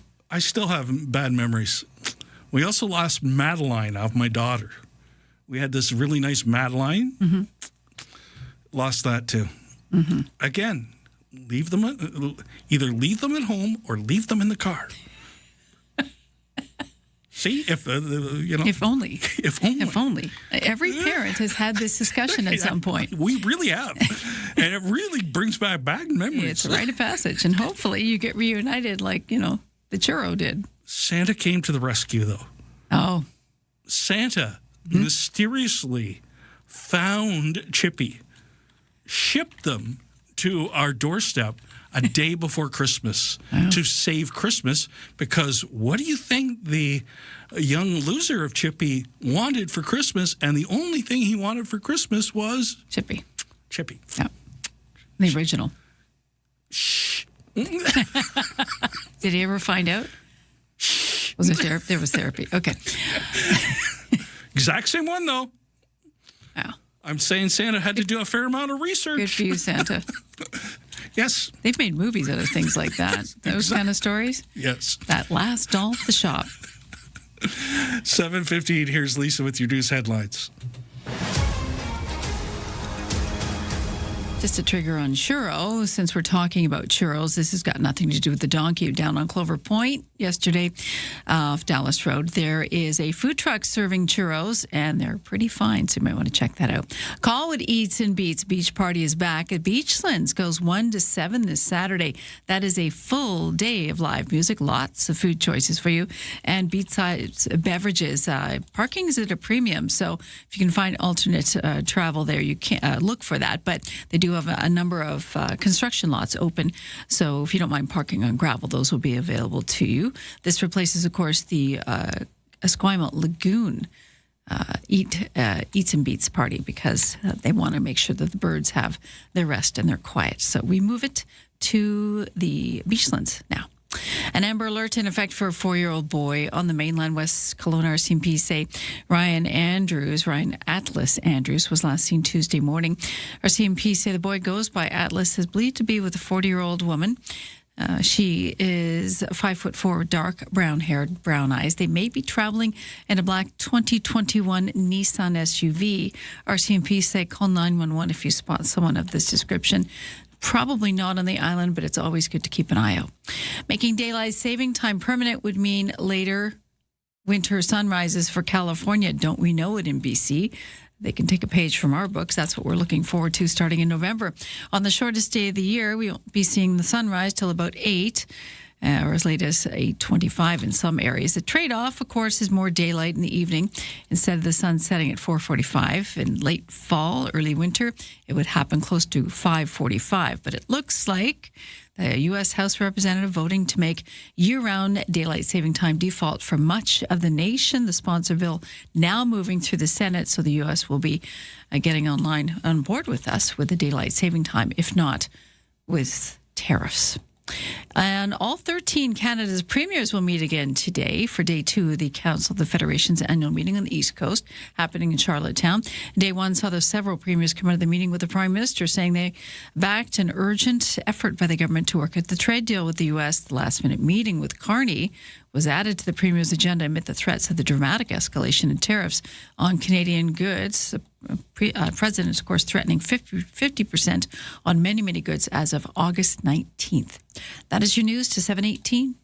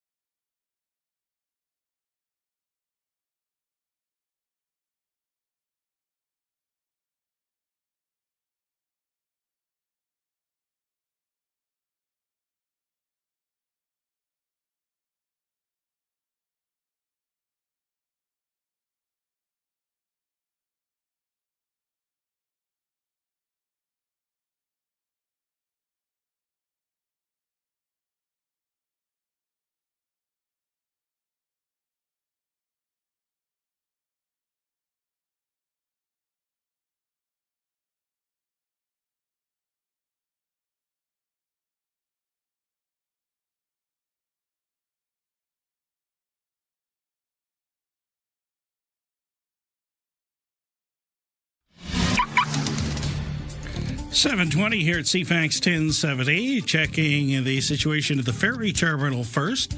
Next sailings at 8 o'clock. There's hourly sailings today right through till 9 p.m. There's 34% available deck space on the 8, just 12% on the 9. So you might want to try to get to the 8 if you possibly can. On the highway, Trans-Canada Victoria bound, a little slow from Thetis Lake Regional Park till the curve, but no major delays there. It gets a little thick, especially around Island Highway at this hour. Looking up at the Pat Bay Highway, I say no delays, clear sailing. You're doing well over there on the peninsula so far today. Thank you very much. It's 7:21. The best way to start an island morning. Ryan and Lisa on CFAX 1070. Much of Vancouver Island is under heat warnings right now, and Island Health is getting the word out about how we can protect ourselves and others from heat sickness. Medical Health Officer Dr. Melissa Wan joining us now. Good morning, Doctor. Good morning. How are you? Not too bad. How are you? I'm great. Thank you so much for having me. Well, I think it's pretty important that we discuss things like this. I think some of the recent weather events here in BC, you were here for one of them, Lisa, the heat dome. Oh, I think Melissa maybe lived through that too. It was hopefully one and done. We don't necessarily know that's the case, though, but that was extreme, and it reminds us that we have to be prudent in this weather. But Melissa can speak more to that, yes? Yeah. So heat is a serious risk, and it's not just summer discomfort. And like you guys identified, in 2021, there was an extreme heat emergency. Since then, we've learned a lot of lessons, and every year we continuously try to improve to prevent heat-related illnesses. And it's great that we're speaking out about this now so that everyone can learn more about how to protect themselves too. Where's the temperature line sort of when it comes to when you've got to be especially aware? Or is there one? So BC uses the Heat Alert and Response System, and that's aligned with the Environment and Climate Change Canada's color-coded warnings. So currently we're under a yellow warning, but there are other levels, including orange and red. Yellow is the most common, where daytime temperatures will be unusually high, 1 to 2 days. And orange and red are those kind of colored warnings that become more urgent and emergent. Melissa, Steve and I have both lived in other communities across Canada. I find here, especially on Vancouver Island, the heat hits differently. 25 here feels a lot harder than it does, say, in Ontario. Is that because of the humidity? It could be one of the factors, and this is why we use these color-coded warnings, because those are adjusted to those different factors. So that's why there may not be a certain temperature threshold that we are aware of. But when we look out for these warnings, those are the factors that are taken into account when the warnings are issued. Is there a trigger where you should be thinking, hey, this isn't normal? The heat might be getting to me. Is there some little tidbit you can point to that people can use as like a guideline saying, hey, I just felt that maybe I need to back her down here? Yeah, so it's important to know the signs and symptoms of heat-related illness early. And for certain individuals, they may be more at risk of heat-related illness. The very common signs overheating that we've probably all experienced are feeling unwell, having a bit of a headache, maybe a little bit dizzy, and that should be a trigger for people to take it easy and just to look at what your activity level is or what your environment may be. But that can also quickly lead to heat exhaustion and heat stroke, where individuals may feel very heavy sweating, having muscle cramps, extreme thirst, and for some people, even confusion and rapid breathing or a weak and rapid heartbeat. So those are very severe symptoms, and we would seek everyone to call 911 or get help, especially in those severe scenarios. Melissa, people can get overcome, and they're sometimes surprised by it. Do we misread the symptoms? It can be tough to tell because they are quite non-specific. So if you do have questions, people can call 811 to speak with a navigator to really try and assess what their symptoms may be, because sometimes when we wait too long, that's when people experience those severe symptoms. We have a lot of seniors listening. Are they at more risk for this kind of thing? Yeah, so while everyone's at risk, there are certain groups of individuals where hot temperatures can be especially dangerous. So our older adults may not be able to compensate for heat stress as efficiently. And other individuals include those with chronic conditions like respiratory or heart disease, those who take specific medications, or those with reduced mobility, and those who work in hot environments. Can you speak to the importance of covering up when you do have to be outside versus exposing yourself to the elements? Yeah, that's a really great question. I mean, we always balance, things like sun safety and exposure to UV with overheating as well. So there are other ways to cool as well if you are covered up and outside. So, for example, drinking plenty of fluids, bringing a towel with you and having that wet, that can kind of help to cool your skin. Limiting your outdoor activity during those really warm times of the day. And some people do carry a mister or a fan, which can help move some air and reduce some of the heat stress as well. So, Doctor, if you were watching on TV, you'd know there's not a lot of protection on the top of my head in particular. So sunscreen is a one issue, but I also find if I even have a cold shower, the minute it hits the top of my head, it cools my entire body. And I think part of that also is because it's also hitting my feet at the same time. Am I imagining things, or is that a way to go? I mean, cool showers, baths, and cool cloths on the skin, they are really effective ways to cool down your internal body temperature. So if you do have access to that and it's really hot, maybe even inside your house, it's a really good method to cool your internal body temperature. Lisa doesn't have that problem. I just think it's funny because if anything, who has air circulation, I would think Steve with the lack of follicles, lack of hair, it would be better. Can you speak also to the cumulative effect of heat, about the importance of working to keep yourself cool? Because we've got a couple of days of heat here. So the other tips around the house, and you sort of touched on it, what can you do around your property, your house, like to keep your environment cooler? Yeah, so in terms of keeping your space cool, we recommend, for example, keeping your blinds or your curtains closed during the day so that the sun can kind of be protected outside of the home, and then keeping the windows in the evening once the air is cooler, if the air quality allows, to get some of that cooler air in. The other recommendation is if you do have an air conditioning unit, to keep one of the spaces in your home cool, like a cool air room, just so that if your air conditioning can't necessarily touch all the rooms in your house, you have one room that's at least cool. Any final tips you wanted to pass on? Yeah, one final tip is just to check in on each other. People living alone, anyone with chronic illnesses, they may be more at risk. So make sure that you check in on your neighbors and your friends and your loved ones as well. Thanks for joining us this morning, Doctor, and some good messages and some good tips that I'm sure everybody can use right now. Take care. Take care. Bye.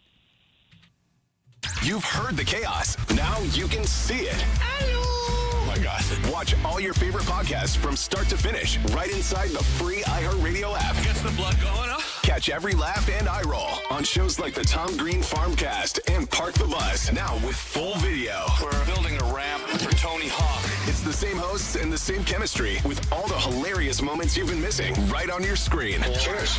Open the free iHeartRadio app, search video podcasts, and tap watch.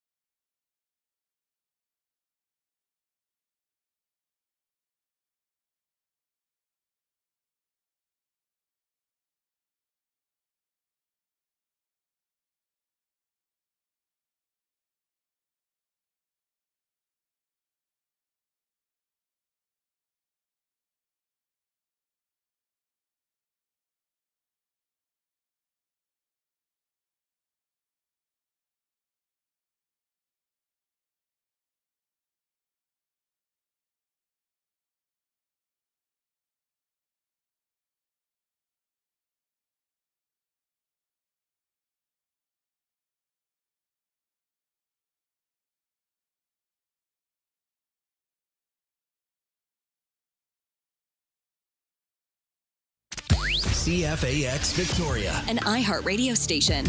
If it's happening, It's here. CFAX 1070. 7:31 on CTV Vancouver Island and CFAX 1070, July the 22nd. 2 more days to go of this. For me, Ryan will be back next Monday. Heat warning once again in effect for a good portion of the island today. Time for CFAX 1070 News. Here's Lisa Best. Thank you, Steve. It's good to have you on board. We have a BC wildfire update for you. 89 active fires burning the province, a dozen new starts in the last day. 32 of those are considered out of control, and now one of them is on Vancouver Island. It's a nearly 5-hectare blaze. Burning southwest of Voss, south of the Island Highway up island. It was discovered late yesterday afternoon near Calpit Lake.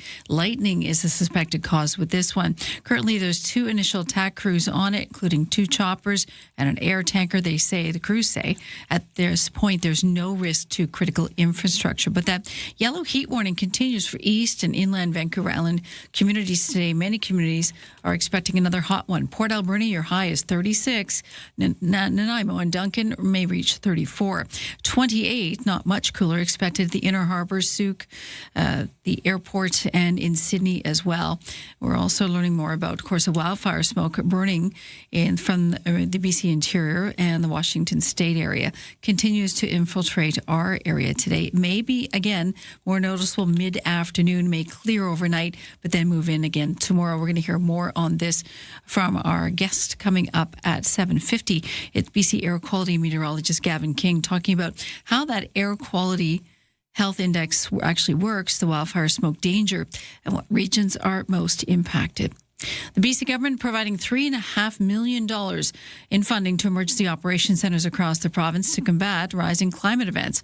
The Ministry of Emergency Management said in a statement that the funding will go to 110 different projects, including those in Kamloops and locally here on the island, with Victoria and Saanich getting a chunk. The funding will be delivered through the province's Community Emergency Preparedness Fund, the Operations Centre being supported, covering 138 communities across Canada. Island Health confirming a single case of measles in the Nanaimo region. Health officials are contacting anyone who may have been possibly exposed. They say the risk to the general public remains low. However, anyone who was at Woodgrove Centre on Sunday, July 12th, between noon and 2:30 may have been exposed, and they've listed specific stores: Lululemon, Booster Juice, and Sport Check. Potential exposure may have also occurred at an indoor check-in area at Bevan Park Golf Course. That also was on July 12th, between 10 in the morning and just after noon.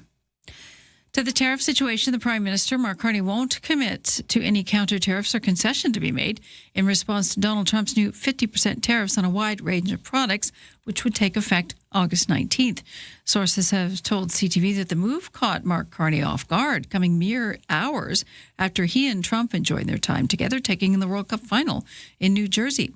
CTV's Judy Trin following the latest developments on the sticky trade front. I spoke with President Trump. We agreed to intensify negotiations in the coming weeks. The tariffs will impact about 500 additional products, from hockey sticks to cement.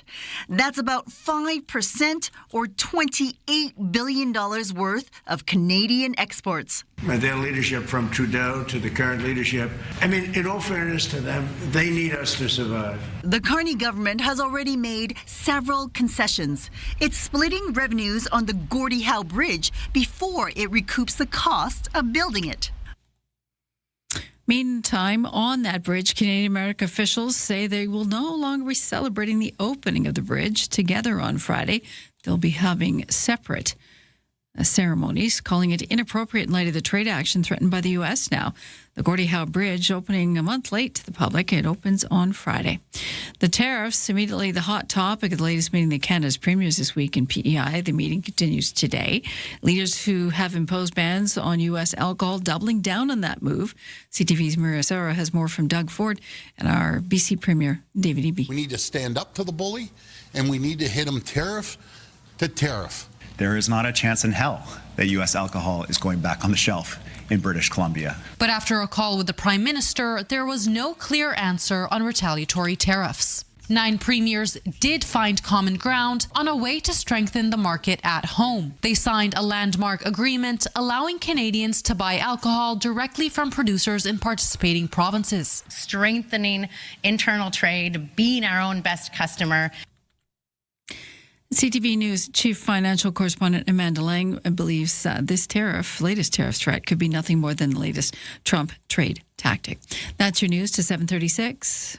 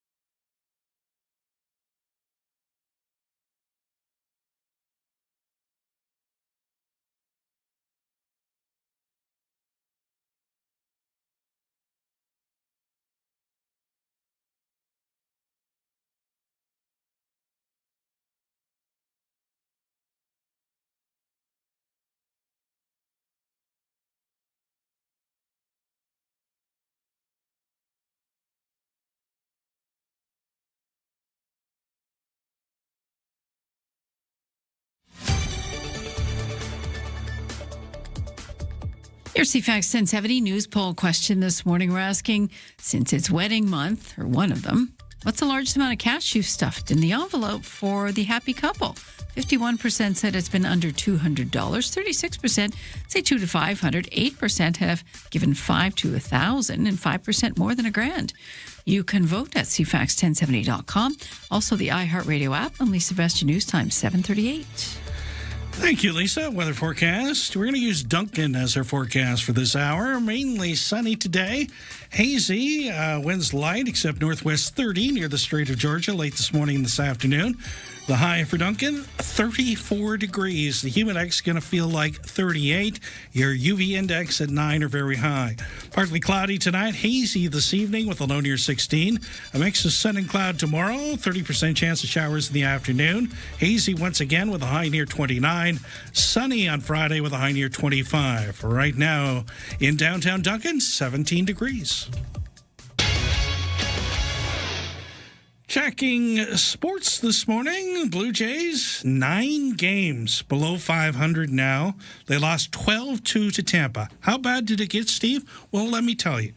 Miles Straw, who's an outfielder, was actually pitching in this game.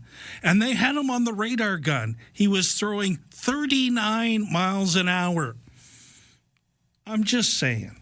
I know that was probably his changeup and all that stuff, but 39 miles an hour? I almost can throw at 39 miles an hour, and I'm not good anymore. Kevin Gausman started the game, and he was asked if it might be his final start at Skydome because he might be on the trade block. Not a great lasting impression. It's... I'm not going to think about that too much because I'm a Blue Jay right now, and the focus is this team and this room and those guys, and so that's where my mind's at right now. But yeah, that is kind of crazy to think about. It is kind of crazy to think about, especially when we consider where they were last year at this time. Meanwhile, the Mariners dropped a 4-2 decision to Cincinnati. Harbor Cats won on the road in Nanaimo 5-2 last night. The Junior A Shamrocks up 2-1 in their playoff series with Poco beating the Saints 9-7 last night at home. Game 4 Saturday on the road. And the Shamrocks take on Nanaimo tonight. That's a 6:30 start.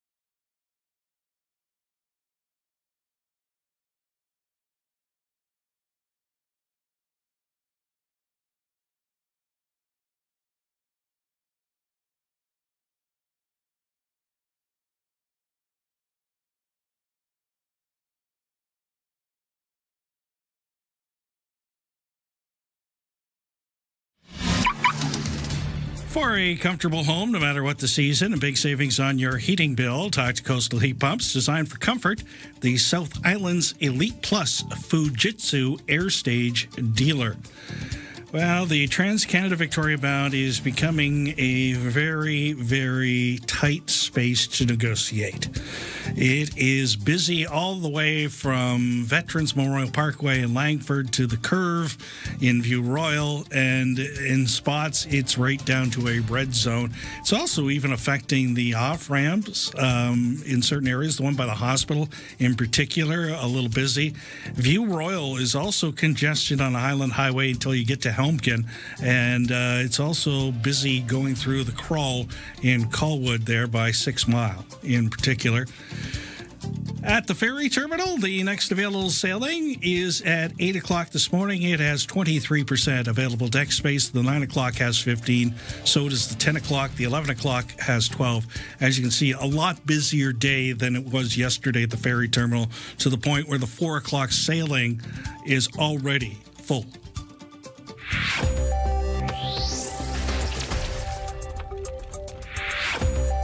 On the markets, the TSX having a banner day despite all this tariff talk, up 408 points at 35,369. The Dow Jones is up 385 at 52,224. And the NASDAQ is up 329 points at 25,837. The Canadian dollar is up 6 basis points at 70.9 cents U.S. Let's get started. Start your day informed and entertained. Ryan and Lisa, mornings on CFAX 1070. I'm making an effort, Lisa, to avoid social media a little bit the next the few days. And I with you, except I have to tweet for the station on Twitter. And have you seen David Eby's tweet? I kind of like it when the premier gets a bit spicy about things. Spicy Eby? A spicy Eby. Like what he said it was about his birthday yesterday. Well, that's the point. So Manitoba's Premier Bob Canoe was sending out birthday wishes and about American booze and how we're just not going to carry it because of the tariff war that's on. David Eby's response was, thank you for the birthday wishes, Bob Canoe. Mm-hmm. At my age, there's so many birthday candles to blow out that Donald Trump may complain about the candle smoke. It's witty. It's witty. I give him that. So, like him or not, when he gets spicy, I actually kind of prefer that.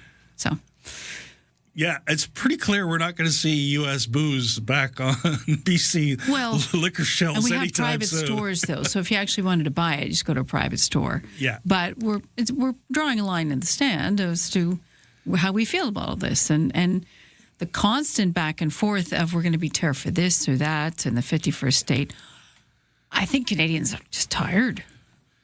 That's exactly what's it. Because it keeps flipping back and forth. And the back and forth between the sides is getting a little out of hand on social media. And I found myself actually feeding into it, especially on the weekend. And that's why you dropped it. I've decided, this is not healthy, Steve. You're not, any tweet healthy. or Facebook comment isn't going to change the American approach, nor will it change the Canadian approach. True. It's just making me upset. But I do hear the clips and saying, how much Canada needs the U.S. Mm-hmm. Don't say stuff like that. Well, because we need each other. It's kind of a mutual beneficial kind of thing. Do you not believe the U.S. president feels that pretty much about every country? That every country in the world needs the U.S.? Yeah, and I don't think we're exclusive to that. Yeah, I agree. So, you've got to consider the source. And we do, but we just get tired of the next thing. Yeah. And that, because you're constantly having to gird your loins over something that doesn't come to fruition. And I'm a wicked nationalist when it comes to this country. I think most of us, if we weren't, we've become it. Yeah. Because we like our country and we want to see it continue in its current state, or at least better current state, as it were. And the one thing I was enjoying was Todd from Nanaimo. Help me. Todd Maffin is the one that's doing all the videos out of Nanaimo about, putting the facts out there about what the real situation is. He's part of the effort to attract doctors and nurses. He's rocking social media with his approach. Okay. And Todd is having a field day this week. Wow. So the way he stands up for his country is actually very admirable. And it's refreshing. And it's an example that an ordinary citizen can also make a difference. Yeah. And I think that's where we all stand. It's got to start with us individually, right? Yeah. So, Todd, keep doing what you're doing, but I'm just not going to watch a lot because it's just, I'm at that point because it's starting to affect mental health. You're full up. Yeah. Okay.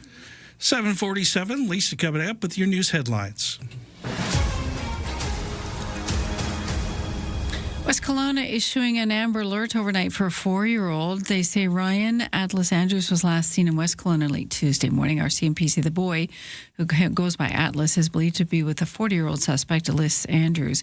They may be traveling a black 2021 Nissan SUV. Police are asking to call 911 if you spot them. As far chance are on Vancouver Island, but you never know, so just keep a watch out.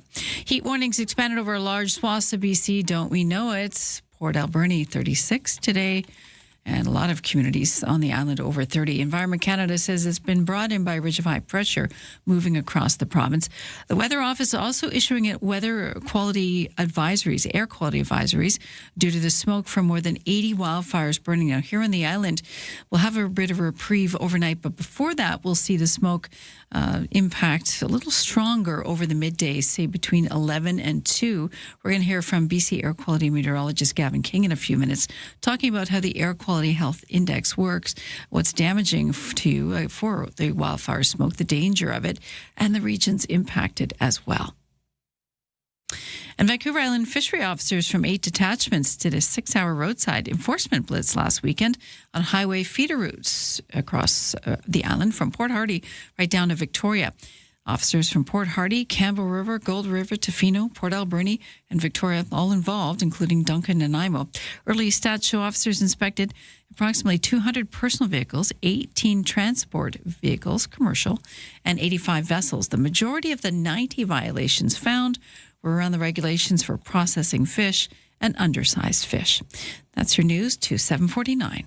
Where the noise stops and the conversation begins. Hey, it's Friday. Welcome to the Graham Richardson Show. The stories that shaped your week aren't just headlines. They are the moments we live through and the decisions that change what comes next. Let's take a closer look at that together. It's national conversations. From major policy shifts to the fun, unexpected trends and friends everyone will be talking about. It is intelligent, unpredictable, and completely Canadian. Stay informed. Stay ahead. The Graham Richardson Show. Friday morning at 9 a.m. right here on CFAX 1070.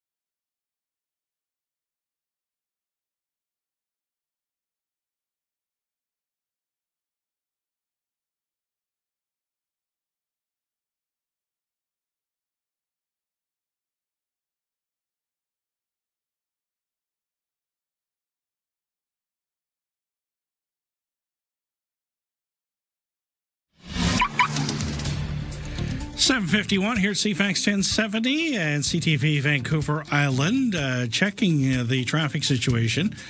As per the usual day, any day, pick a day, it's busy on the Trans-Canada southbound towards Victoria. The red zone starts at Thetis Lake Regional Park and goes right through to the construction zone. I just scanned the traffic cameras. I don't see any accidents. I think it's just volume and nothing but that. That's the only major delay out there right now. At the airports, everything is on time. At the ferry terminal, the next available sailing coming up at 8 o'clock has 13% available deck space. It's all here. News, weather, traffic, and community events. Ryan and Lisa, mornings on CFAX 1070. 7:52 here at CFAX 1070 as we continue. Wildfires raging across the continent. Some areas on Vancouver Island have seen air quality health index rise to 4 or moderate. The latest this morning is showing mild risk again, back down to 3 in Duncan and on the West Shore. The BC Government Air Quality Meteorologist Gavin King is joining us now for an update on the latest. Gavin, how does an air quality health index work? Hello. The Air Quality Health Index is a measure of how air quality impacts on individuals' health. And we use a calculation which is based off of either three different components of air quality: ground level ozone, nitrogen dioxide, and particulate matter, the fine stuff you see in smoke. Or especially in the summer when we have wildfire season, we only base that off that one smoke component, the particulate matter. And as that increases, the AQHI increases to between 1 and 10 plus, and that's related to health information that's provided by the Ministry of Health and also across the country. Gavin, I have asthma, and I can tell you when there's smoke in the air before you actually even register it. It's anyone with lung issues, we're very susceptible to this, even if it's a small amount, it seems. Definitely. And that's one of the reasons there's two sets of information with the AQHI numbers. One's for sensitive populations, people who have asthma, those who are elderly, who have heart issues, and people who are pregnant as well. They're especially vulnerable to that type of air pollution. However, people who are not suffering from those vulnerabilities may not be as sensitive, but it is also extremely individual. Everybody responds differently to different levels of air quality, and it's important to know what your body is comfortable with. Now, coming in today, it was a very unique day for me smell-wise, because I smelled smoke when I started the day, and then I get closer to the Gorge waterway in Victoria, and then it smelled a little more musty / salty / sea-ish, and then I got to Esquimalt, and then there was fog and smoke residue. Like, I think that is that normal, or is that all the air, I don't know, what's the word, converging and producing a different thing, but underlying it's all about the air quality? Air quality, especially of particulate matter, is very complicated. It reflects both the complexity in the atmosphere, how air moves around the terrain, around buildings, and around different areas, and how it's impacted by ocean breezes or offshore breezes coming in. But it's also, we got some weight to it. So it does tend to stick around and pool in certain areas where the air is more still. For example, somewhere like Port Alberni that's got very tight terrain will tend to hold on to air pollution longer because the air is moving less in those areas. Where areas that are quite exposed to a lot of wind, you'll see that those contaminants move out quicker.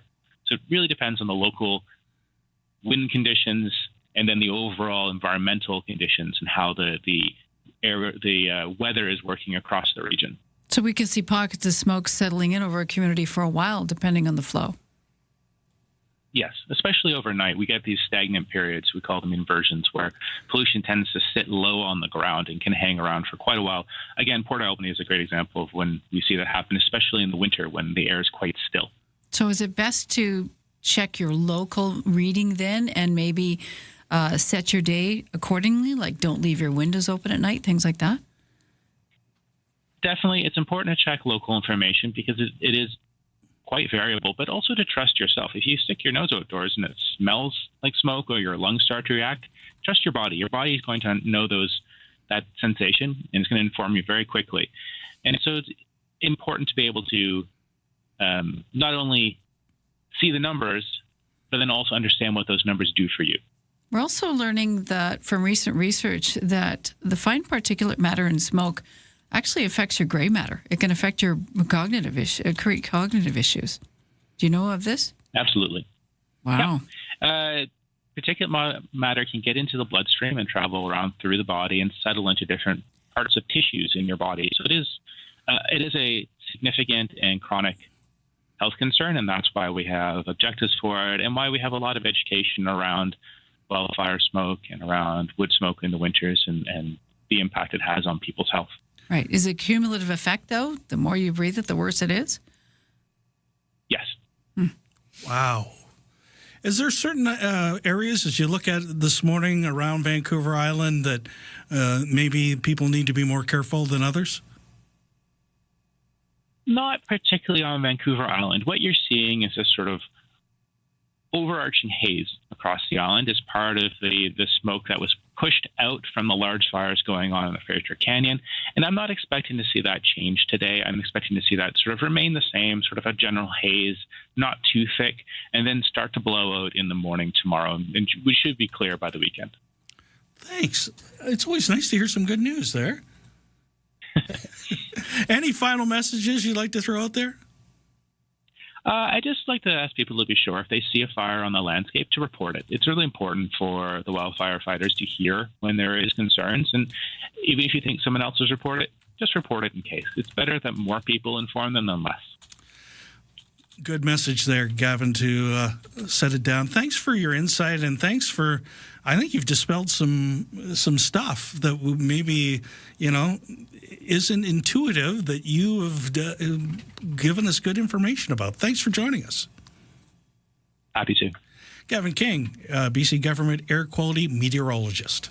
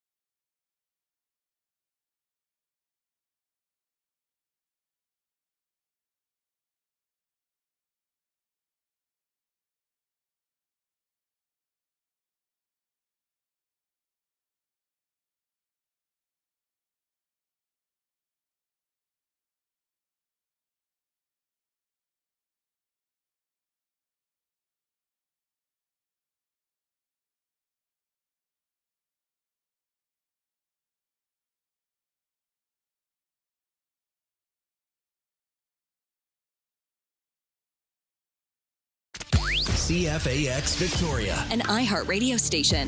If it's happening, it's here. CFAX 1070.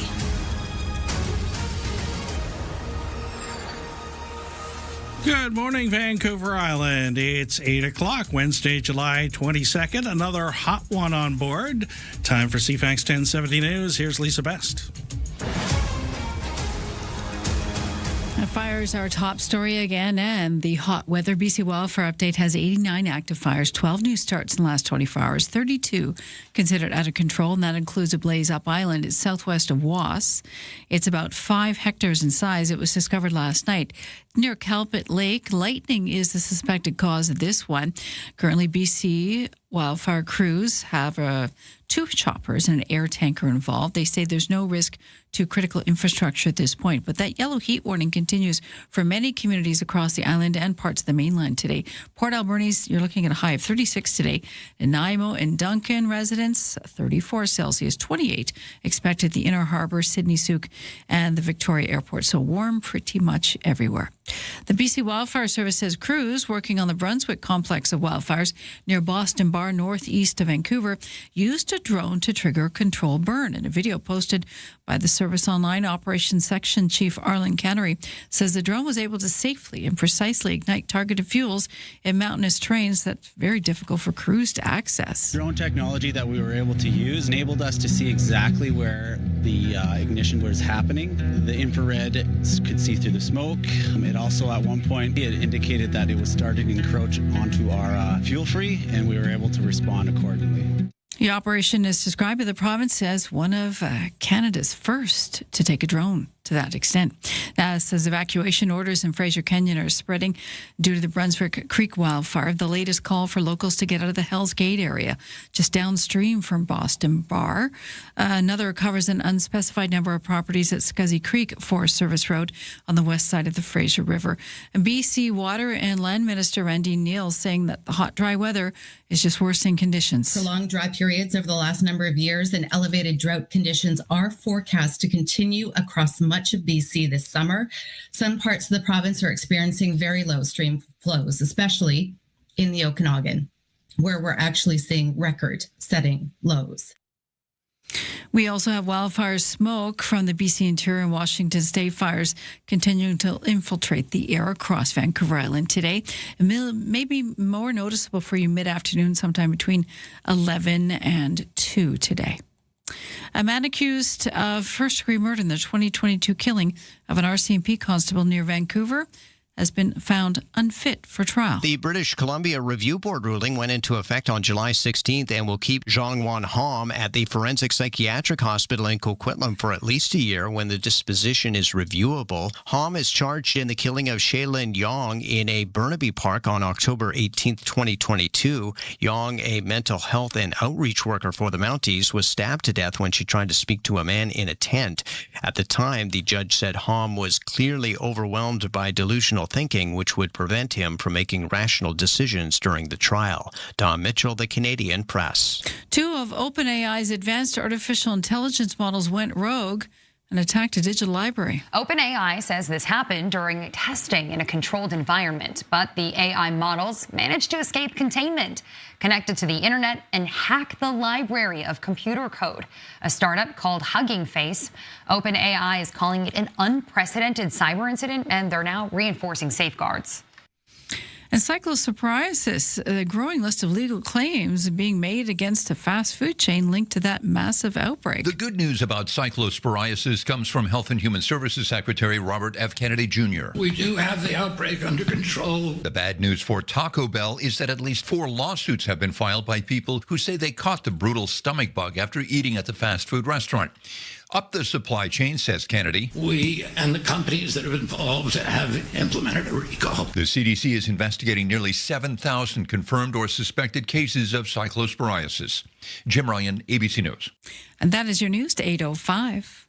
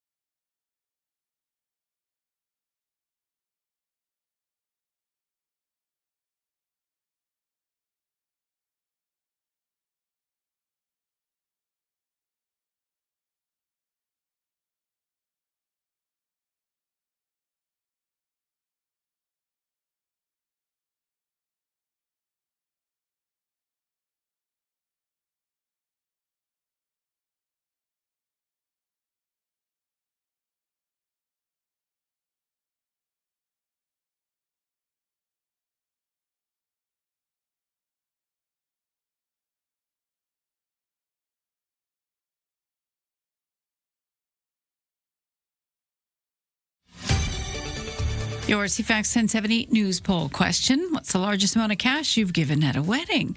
51% say under $200. 36% say $200 to $500. 8% gave $5 to $1,000, and 5,000 gave 5%, that is, gave more than $1,000.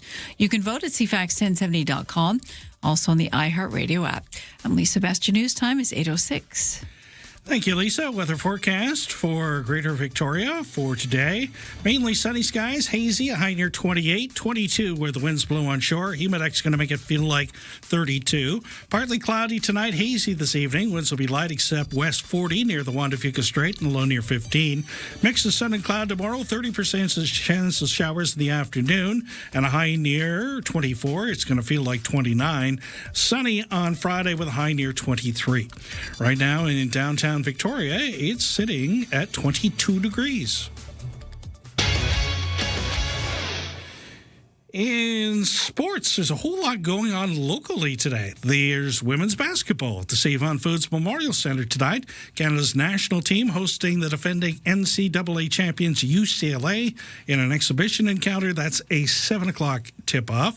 The Harbour Cats knocked off Nanaimo 5-2 in the first game of a 3-game series in the Harbor City. They'll play again tonight.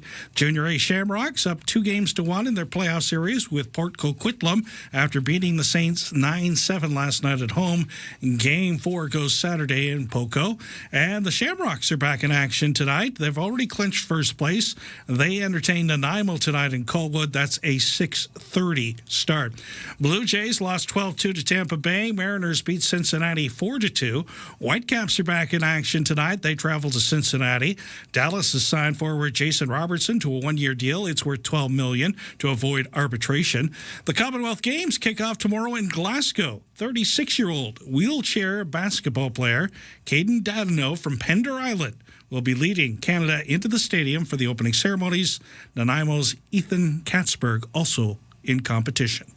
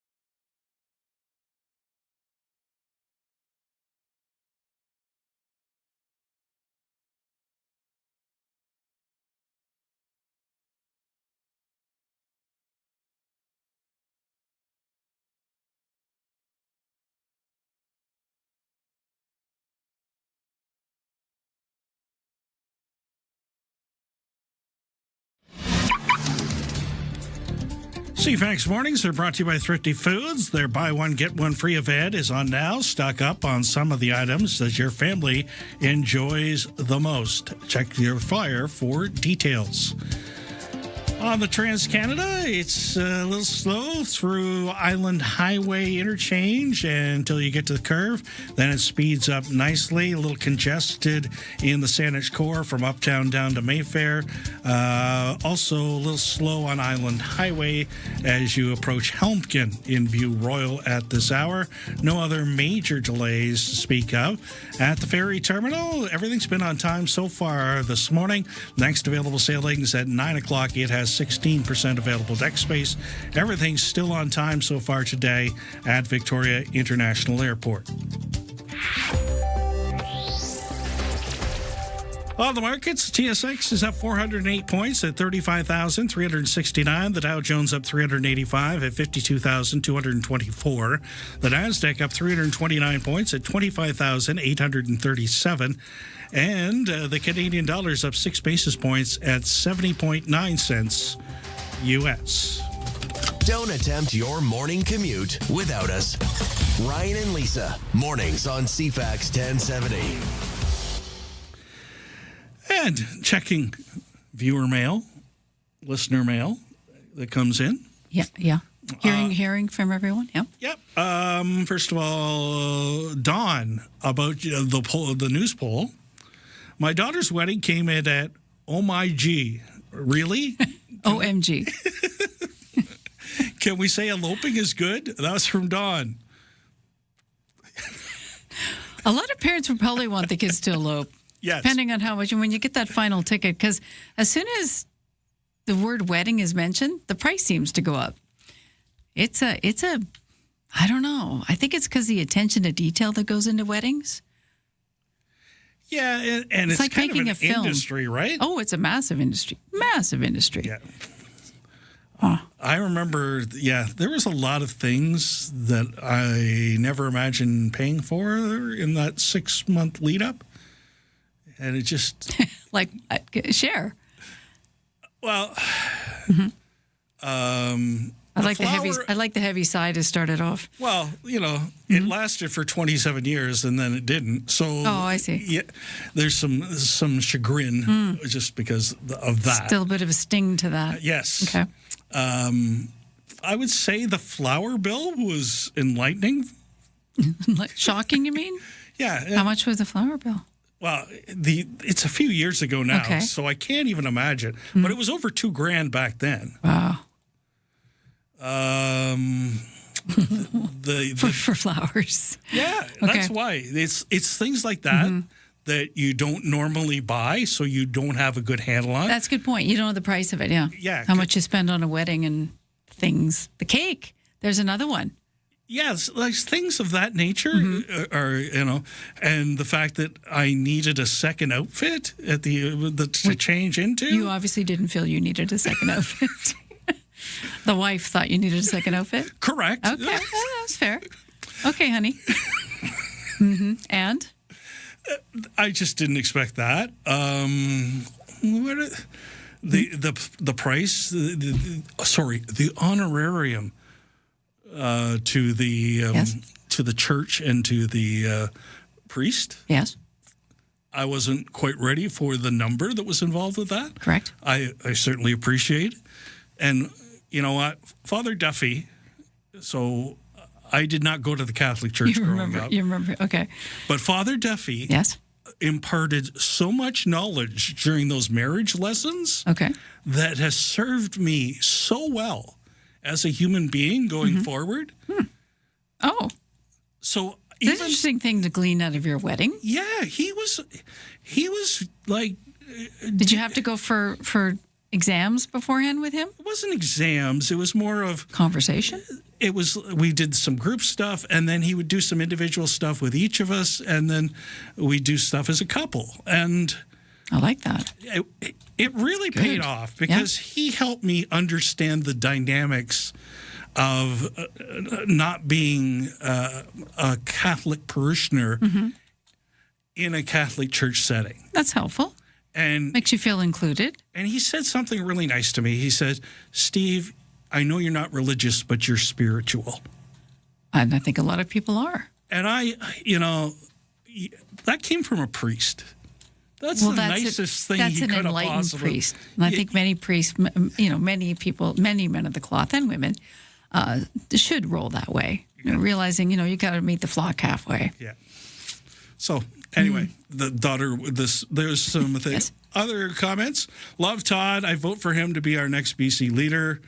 I find, we've talked about cooling off, I find in really hot weather, just bathing my feet in cold water really cools me down. Yes.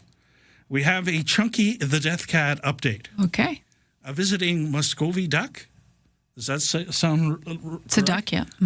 Lumbered through the yard yesterday, almost running Chunky over. Chunky's never seen one of these before, and her confusion over seeing a bird, just as portly as she is, was most amusing. Have a great day. That's from Chris. We discussed barbecuing. What happens in Highlands? Chris is in Highlands. I kind of got that. We discussed corn and things on the barbecue that are a little more different. Silver real corn and lime juice and salt. Don't knock it. Yummy. Does sound attractive. Yeah. Anything silver real is good. Grilled pound cake with grilled pineapple. Amazing. A little brown sugar and rum sauce and whipped cream.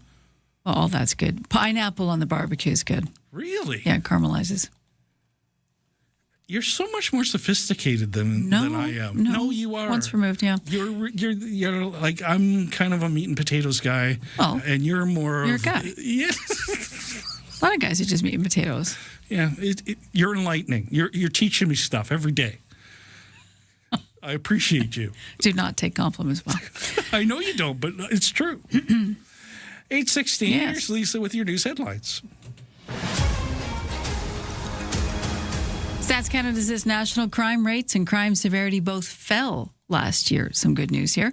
The agency says a reduction of the crime severity index was driven by the rate of break-in cases falling from a third year in a row. The crime severity index dropped 5% last year for the second annual decline in a row. Before that, the index increased over the previous 8 years. The Saskatchewan Roughriders will honor crash victim Bhishma Rajguru before their game tomorrow night against the Edmonton Elks. That 22-year-old was killed Saturday night. He was from Lumsden, by the way. The car he was driving colliding with a vehicle driven by the Rough Riders linebacker team captain Jaden Delkey northwest of Regina. RCMP say the player, who was also killed, was driving on the wrong side of the highway. He had alcohol and cannabis in the SUV with him. Riders GM Jeremy O'Day says they already have plans for the team to hold a tribute for Delkey before Thursday's game. And the Louvre's Apollo Gallery is reopening to the public for the first time since last year's massive crown jewels heist. The museum has removed the collections and precious jewels, returning the gallery to its original ceremonial purpose. Security at the Paris Museum has been boosted with new surveillance cameras and anti-intrusion systems.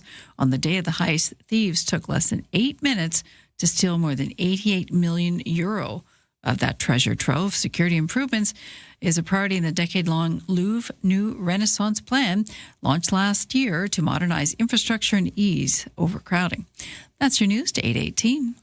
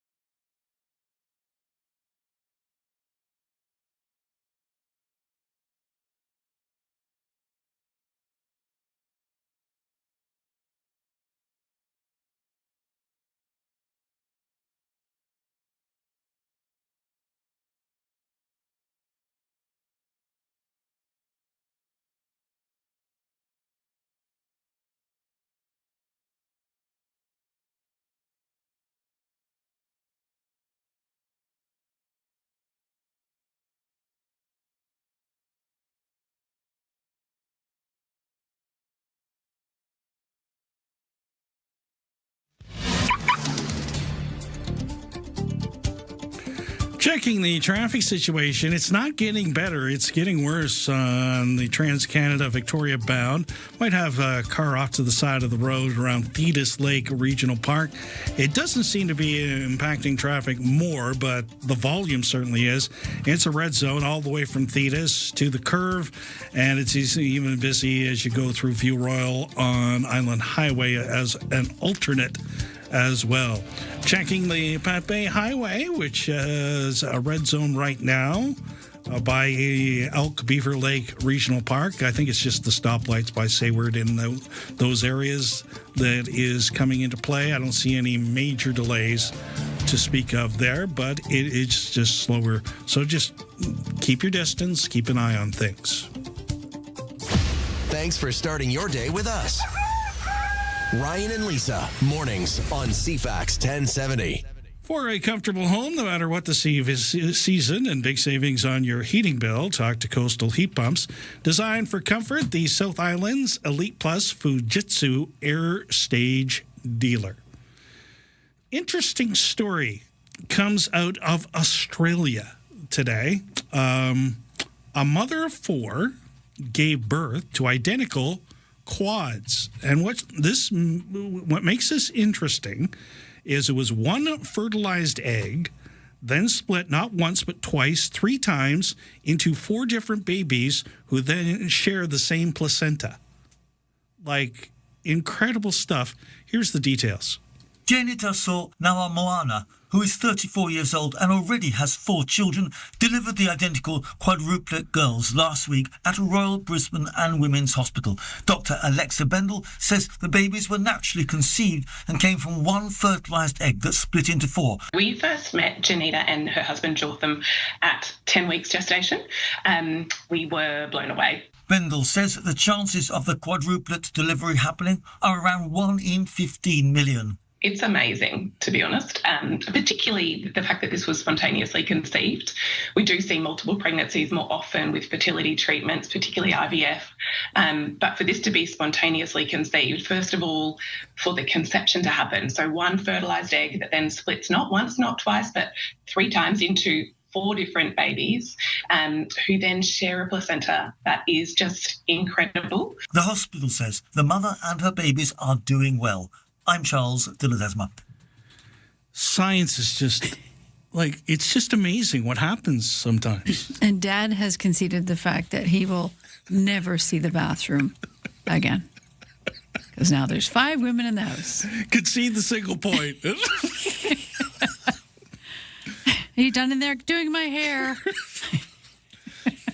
That's 8. 8 is enough, as the show used to say. Oh. 4 girls, identical. Only Mom can tell them apart. It's pretty amazing. Yes. Because there was, I understand with IVF and all the things we can do, but to have that happen naturally, we're talking the quints, right? Yeah. What we had in Canada was so rare. But now we don't put them on display. We've learned that lesson. Yeah, the hard way. Yeah, interesting. On a lighter one. Yes. Okay, say you were going to something like Comic-Con. And for those who don't know what Comic-Con is, they're these big festivals. You might have seen it on The Big Bang Theory, right? Where we have a big Comic-Con here. Yeah. And but you basically end up dressing up as one of your superheroes or your comics or one of something usually TV comic related. Okay. So they have the biggest one, and the Big Bang guys went to this every year. 135,000 people go to this one in San Diego. Yeah, that's a huge one. So many of those people will be in the costumes, which is great. But what is the number one costume? It usually involves a cape. So if somebody stepped on your cape, what happens? Comic-Con reports up to 30% of attendees will be in costume at the convention. No doubt wardrobe malfunctions will happen. Not to worry, San Diego Central Library to the rescue. They're hosting a cosplay repair station Thursday to Saturday. It's free and offers all kinds of tools, including sewing machines, 3D printers, adhesives, and irons, so you can get your superhero self back to the convention. I'm Bree Tennis. You sit there in your underwear, re-sewing your it does costume. Pictures come to mind quickly, do they not?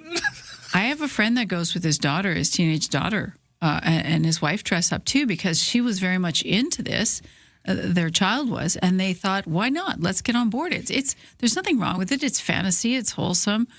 She wasn't into sports, but she was into this in a big way. So now he's got a 3D printer and he's posting online all the different things the different pieces of equipment that they create for these costumes. And she's winning awards now. Like it's pretty phenomenal how far you can go with this, how serious you can get. It's like Halloween on steroids. And some of these costumes, it's such a labor of love. They work year round to get these right. One of the most encouraging things about the younger generation is that they're not afraid to do these kind of things. Well, not there.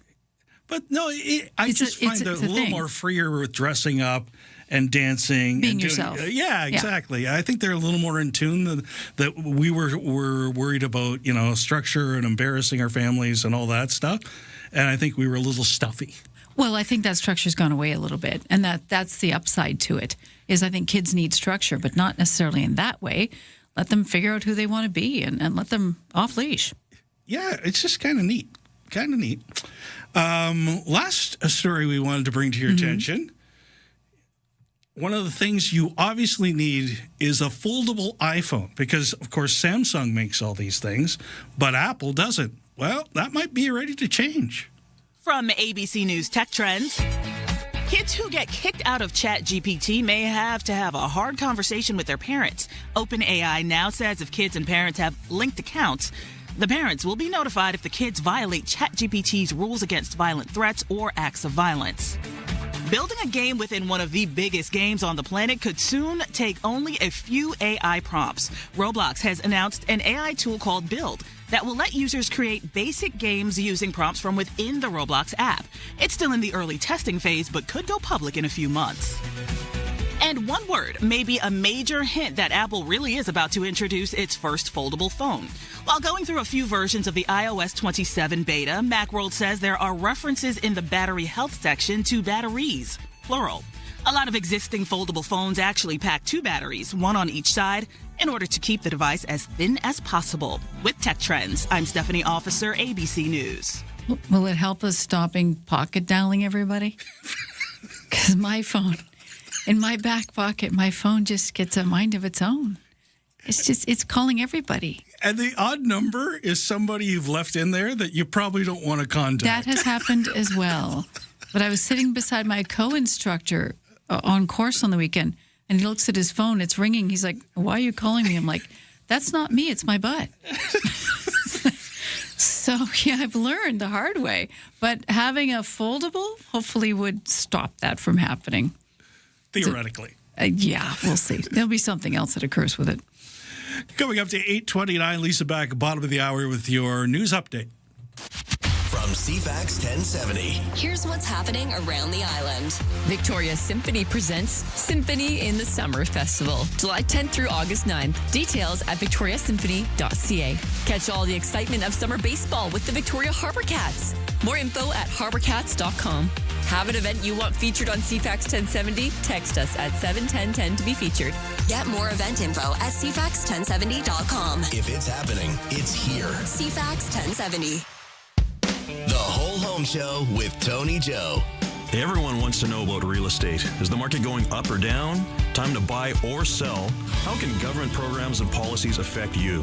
Hear from local experts on topics like appraisal, inspection, investment, and others on how to maximize your real estate sale. Providing info on everything you needed to know about real estate. The Whole Home Show with Tony Joe. Saturdays at noon on CFAX 1070.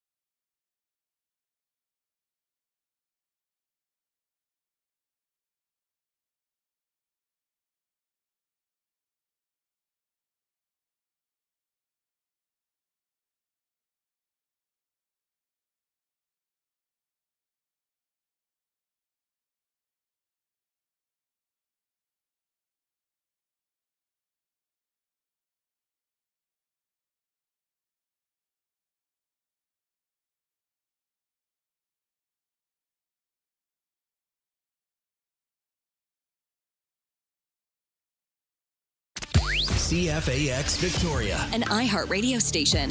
If it's happening, it's here. CFAX 1070.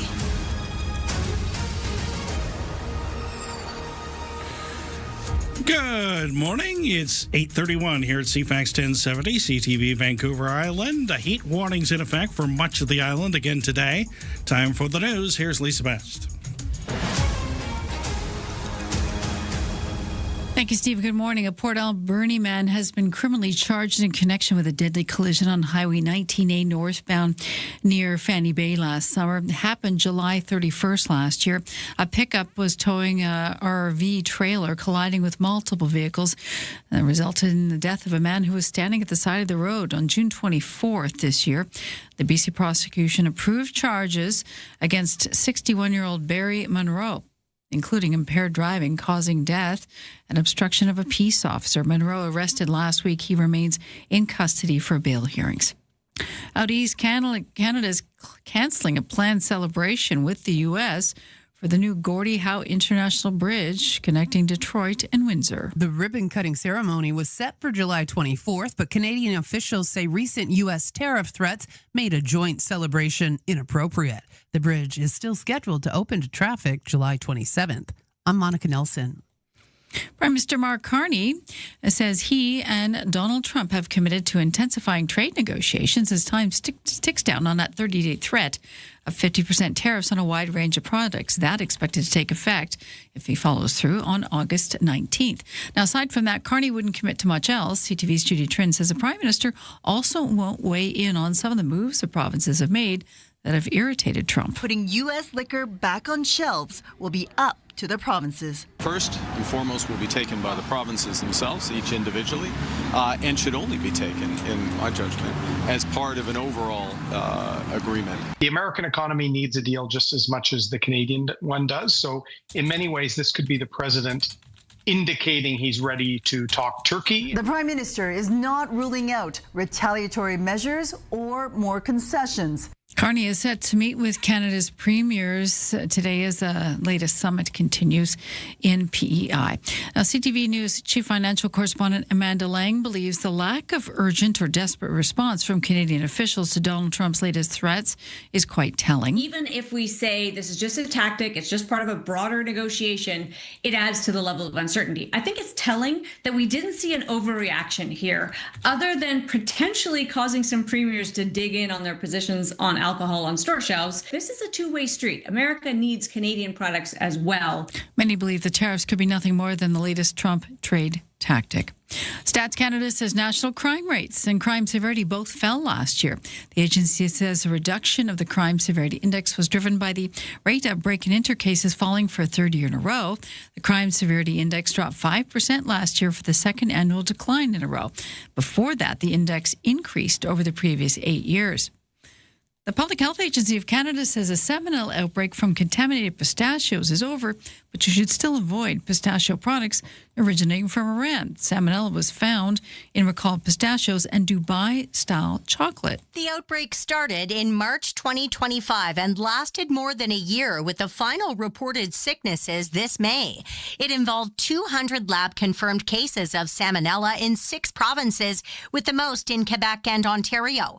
The Public Health Agency of Canada says 26 people were hospitalized and there were no reported deaths.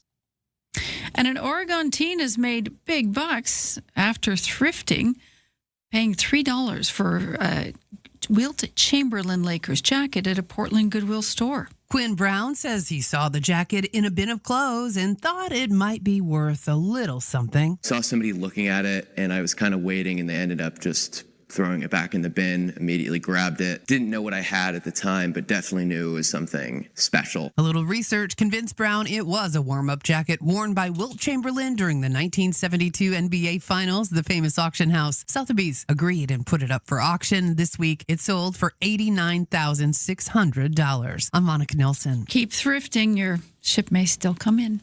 That's your news to 8:35.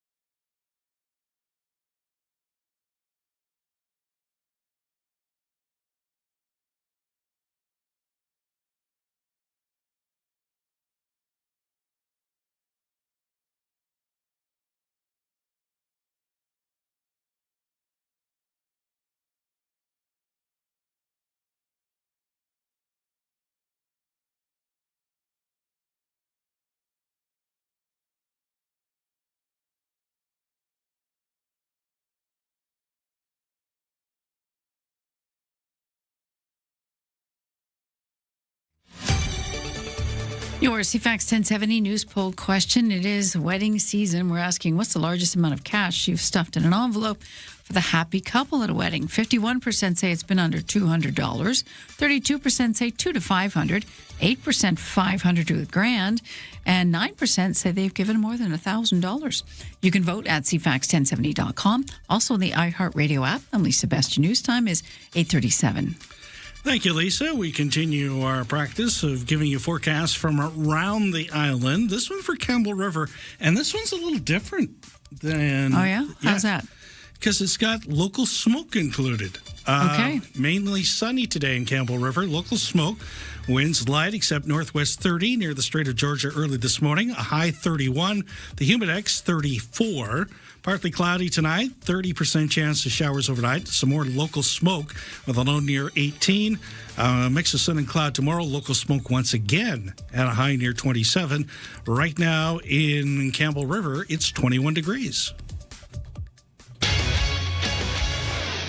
Checking sports. Blue Jays, it's not going well, folks.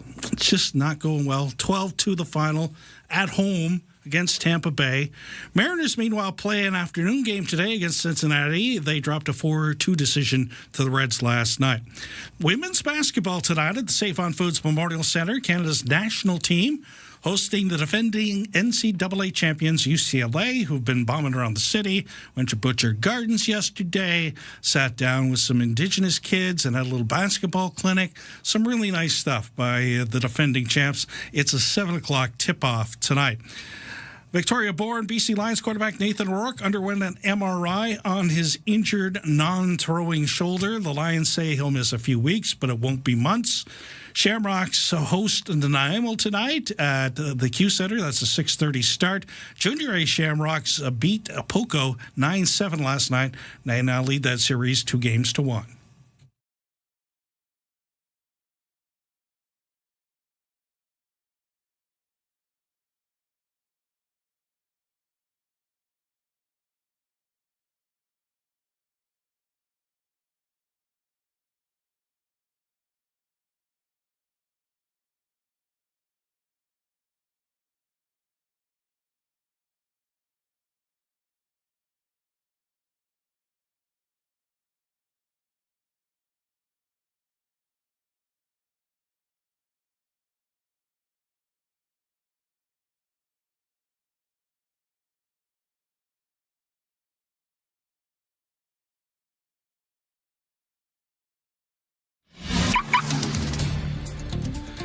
$8:39 here at CFAX 1070, checking the traffic situation. Trans-Canada Highway still busy Victoria bound, right from Thetis Lake Regional Park till the curve. Gets better after that.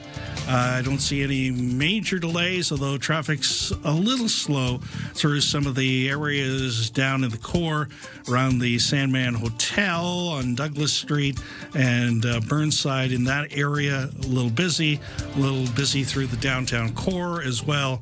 Don't see any issues in James Bay. Don't see any issues over by UVic. Up on the Pat Bay Highway, it is slow in a couple spots. Southbound by Claremont Secondary School, northbound around Elk Beaver Lake Regional Park.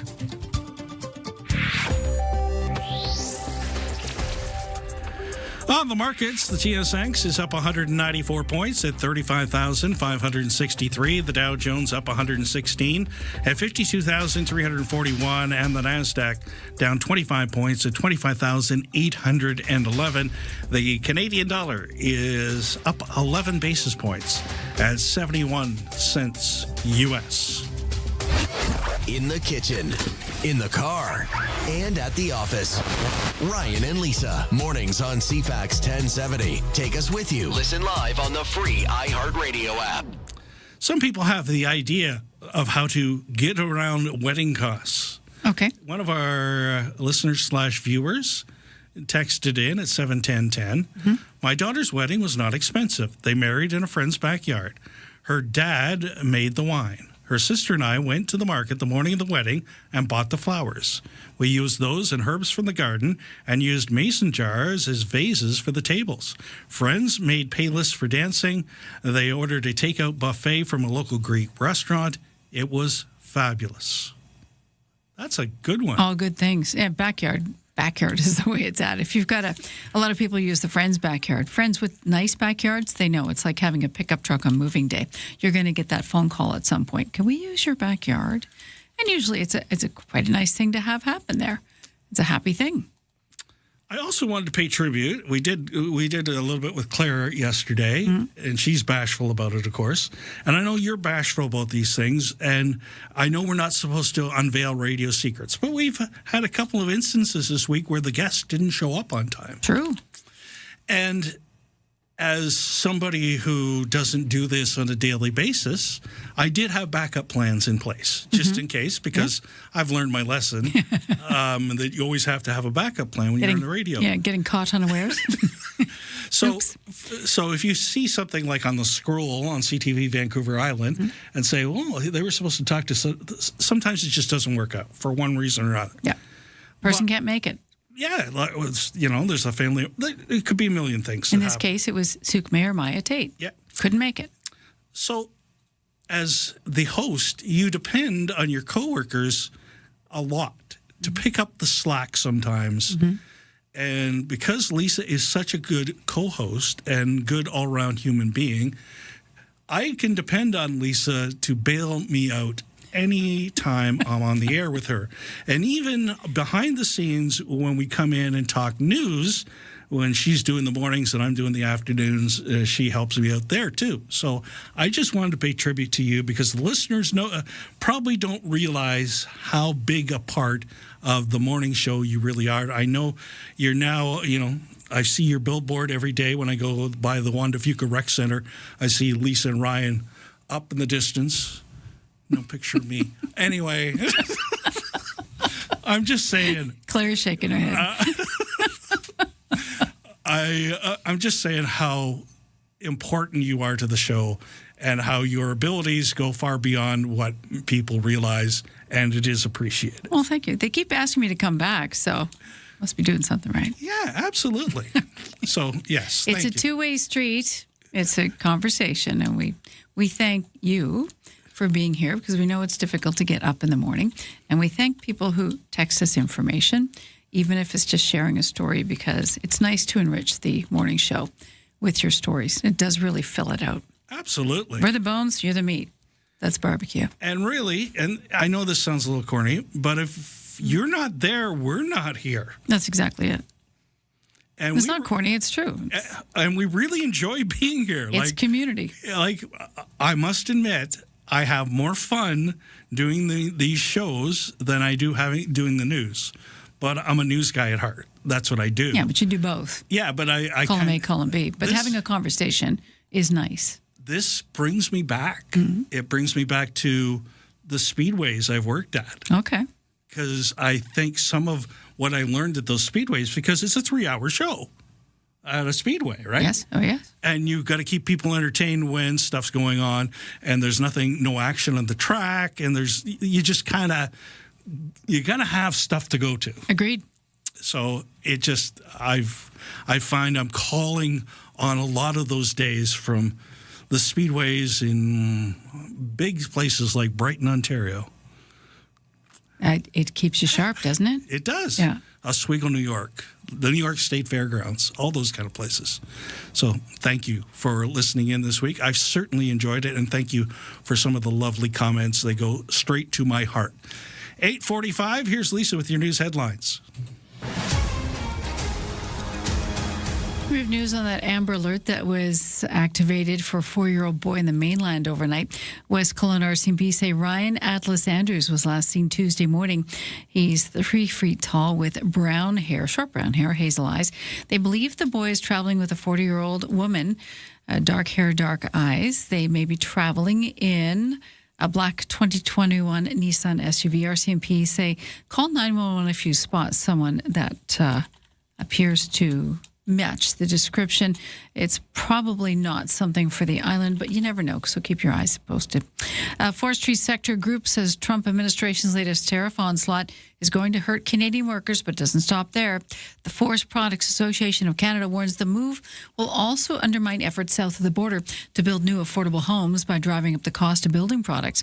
The U.S. government announced plans late Monday to impose 50% tariff on hundreds of categories of Canadian goods, and that includes several varieties of plywood, paper, and other wood-derived products. The Canadian industry, of course, has been dealing with long-standing duties on softwood. Last year, an additional 10% tariff imposed on certain softwood lumber products using different legal mechanisms with this latest barrage. And Colwood Eats and Beats Beach Party. That's coming back to Beachlands 1 to 7 this Saturday. It's a full day of live music, lots of food choices, and beachside beverages. It's always a packed event. There will be extra parking on site, but if you can get there on your own speed or by bus, that would probably be more beneficial. That's your news date, 47. From CFAX 1070. Here's what's happening around the island. Victoria Symphony presents Symphony in the Summer Festival, July 10th through August 9th. Details at victoriasymphony.ca. Catch all the excitement of summer baseball with the Victoria Harbour Cats. More info at harbourcats.com. Have an event you want featured on CFAX 1070? Text us at 71010 to be featured. Get more event info at cfax1070.com. If it's happening, it's here. CFAX 1070.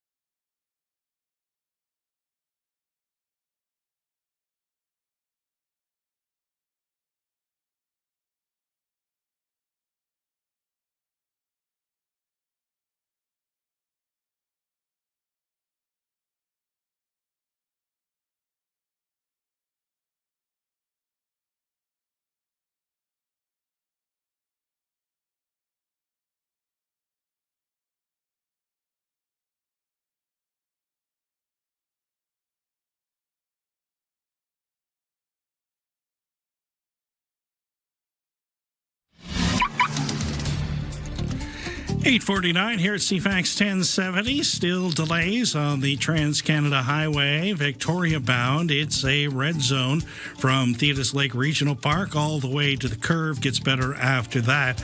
Northbound, the Nanaimo bound, if you get to the off-ramp for Island Highway, that one is all backed up right there as you go into View Royal and Colwood.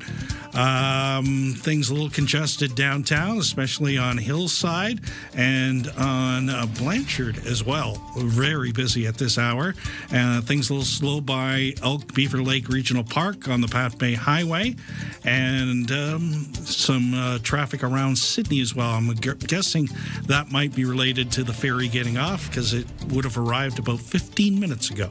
Speaking of ferries, the next available sailing at 9 o'clock is no longer available. It is completely full. The 10 o'clock sailing has 17% available deck space. And don't forget, the 4 o'clock sailing is also full today. Ryan and Lisa.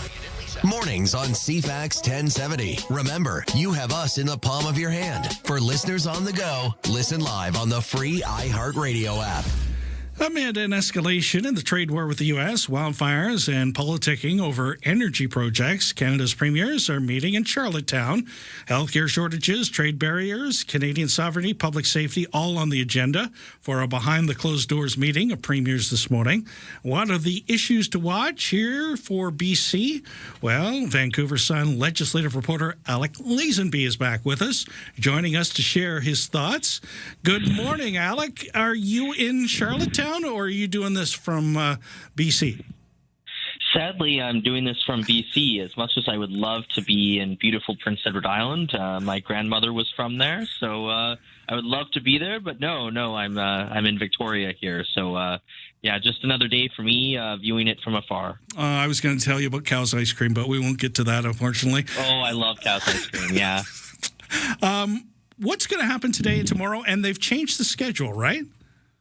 Yes, they have changed the schedule, and so that's interesting as well. But the big thing coming out of the meeting so far is in terms of the alcohol deal. 9 provinces signed on. BC won't be a signatory until February 2027, but you'll be able to get Ontario booze soon enough, booze from Quebec, wine, beer, all of that direct to consumer. And that's a big deal. I know the wine industry, the beer industry have been calling that for forever. We have an agreement with Alberta on that already after a fight over, bypassing liquor stores. But that's so far the big news of the conference, as well as the tariffs issue. And in terms of the change of the schedule, yes, there's a meeting. There was a digital meeting with Prime Minister Mark Carney, and he zoomed in to talk about the 50% tariffs that the U.S. is going to put on a whole host of goods if, an agreement isn't reached in the next 30 days, whether that's about wildfires or, us not having American booze on shelves. Like it's hard to tell with that administration, but those are some of the big ticket items coming out of the conference so far. Now, the Premier had a list of priorities that he shared with everybody going into this. Yes, he talked about softwood lumber. Obviously, we saw the Canfor closure, hundreds of jobs lost there. He talked about, LNG, getting that up and running. And so he does have a lot of priorities going into this conference. Mostly these conferences, not a lot usually gets done. It's mostly agreements to work together in the future on bilateral issues or things of that nature. But it was interesting in terms of reducing interprovincial trade barriers that the alcohol deal coming through yesterday was something tangible that, for 8 provinces will happen immediately. For BC, we'll have to wait until February 2027. We had Vaughn on with us earlier in the week talking about the Southern Pipeline proposal and, Delta and how that all might work together. Are we hoping to get more information from this meeting to help with that? We're hoping so. I mean, there's very few details about how that will actually work so far outside of the fact that it will be a northern route, a southern route. Sorry, it won't be a northern route. And I imagine that will be a topic of conversation between Premier David Eby and Alberta's Premier Danielle Smith. But in terms of whether we're actually going to get more details about what that looks like out of this conference, that remains to be seen. I'm seeing a bromance develop, Alec, between the Premier Canoe from Manitoba and Premier Eby. You sense that too? Yes, I do. I mean, they're both NDP premiers, so in some sense it makes sense. But at the same time, it's kind of interesting. The last premiers conference we saw, the meeting of the Western premiers, we thought it was going to be fireworks between Eby and Smith over the pipeline, but Canoe got in there, and Canoe was the strongest one coming out against Alberta separatism and the issue that poses for Canada. And so it was interesting. It's interesting to see that dynamic developing where in terms of, at least at the Western premiers level, you've got Eby and Canoe on the one side and then Smith and Moe on the other. Why is Saskatchewan, I kind of understand the Alberta view of things, but Scott Moe, has really benefited from Mark Carney in particular, and maybe has benefited the most of any premier from, going to China, getting the canola thing solved. So Saskatchewan's really benefited from Carney compared to Trudeau, probably more than others. Why does he seem like an obstacle on so many things? I think first of all, him and Smith have a very, very good relationship. And I think that's partly it. I think partly also it plays well for him in Saskatchewan to be going up against the federal government, regardless of the canola deal, regardless of whatever else Saskatchewan is able to get out of the federal government. In terms of the whole Western alienation element that has been a feature of Canadian politics for years and years and years, it's always been so much stronger in Alberta and Saskatchewan than in BC or Manitoba. And so I think it's partly that. It's partly a political ploy, right? Like, regardless of what he's getting out of Carney, it still plays well for him to, go up against Ottawa, go up against, saying that Saskatchewan's being taken advantage of, throwing their lot in with Alberta on some things, although not everything. There are points of difference there. I don't think Saskatchewan is holding a referendum anytime soon. But it is there. Those elements are there. Thanks again for joining us this morning. I always appreciate your insight, and I'm sure we'll be in touch as your regular contributor. It's much appreciated. Perfect. Thank you so much for having me, as always. Vancouver Sun legislative reporter Alec Lazenby joining us. That's going to do it for us for a Wednesday. Be careful out there with the heat. Be careful out there with the smoke. Certainly be careful with your cigarette butts. Make sure they're disposed of. And anything you can do to prevent forest fires is appreciated.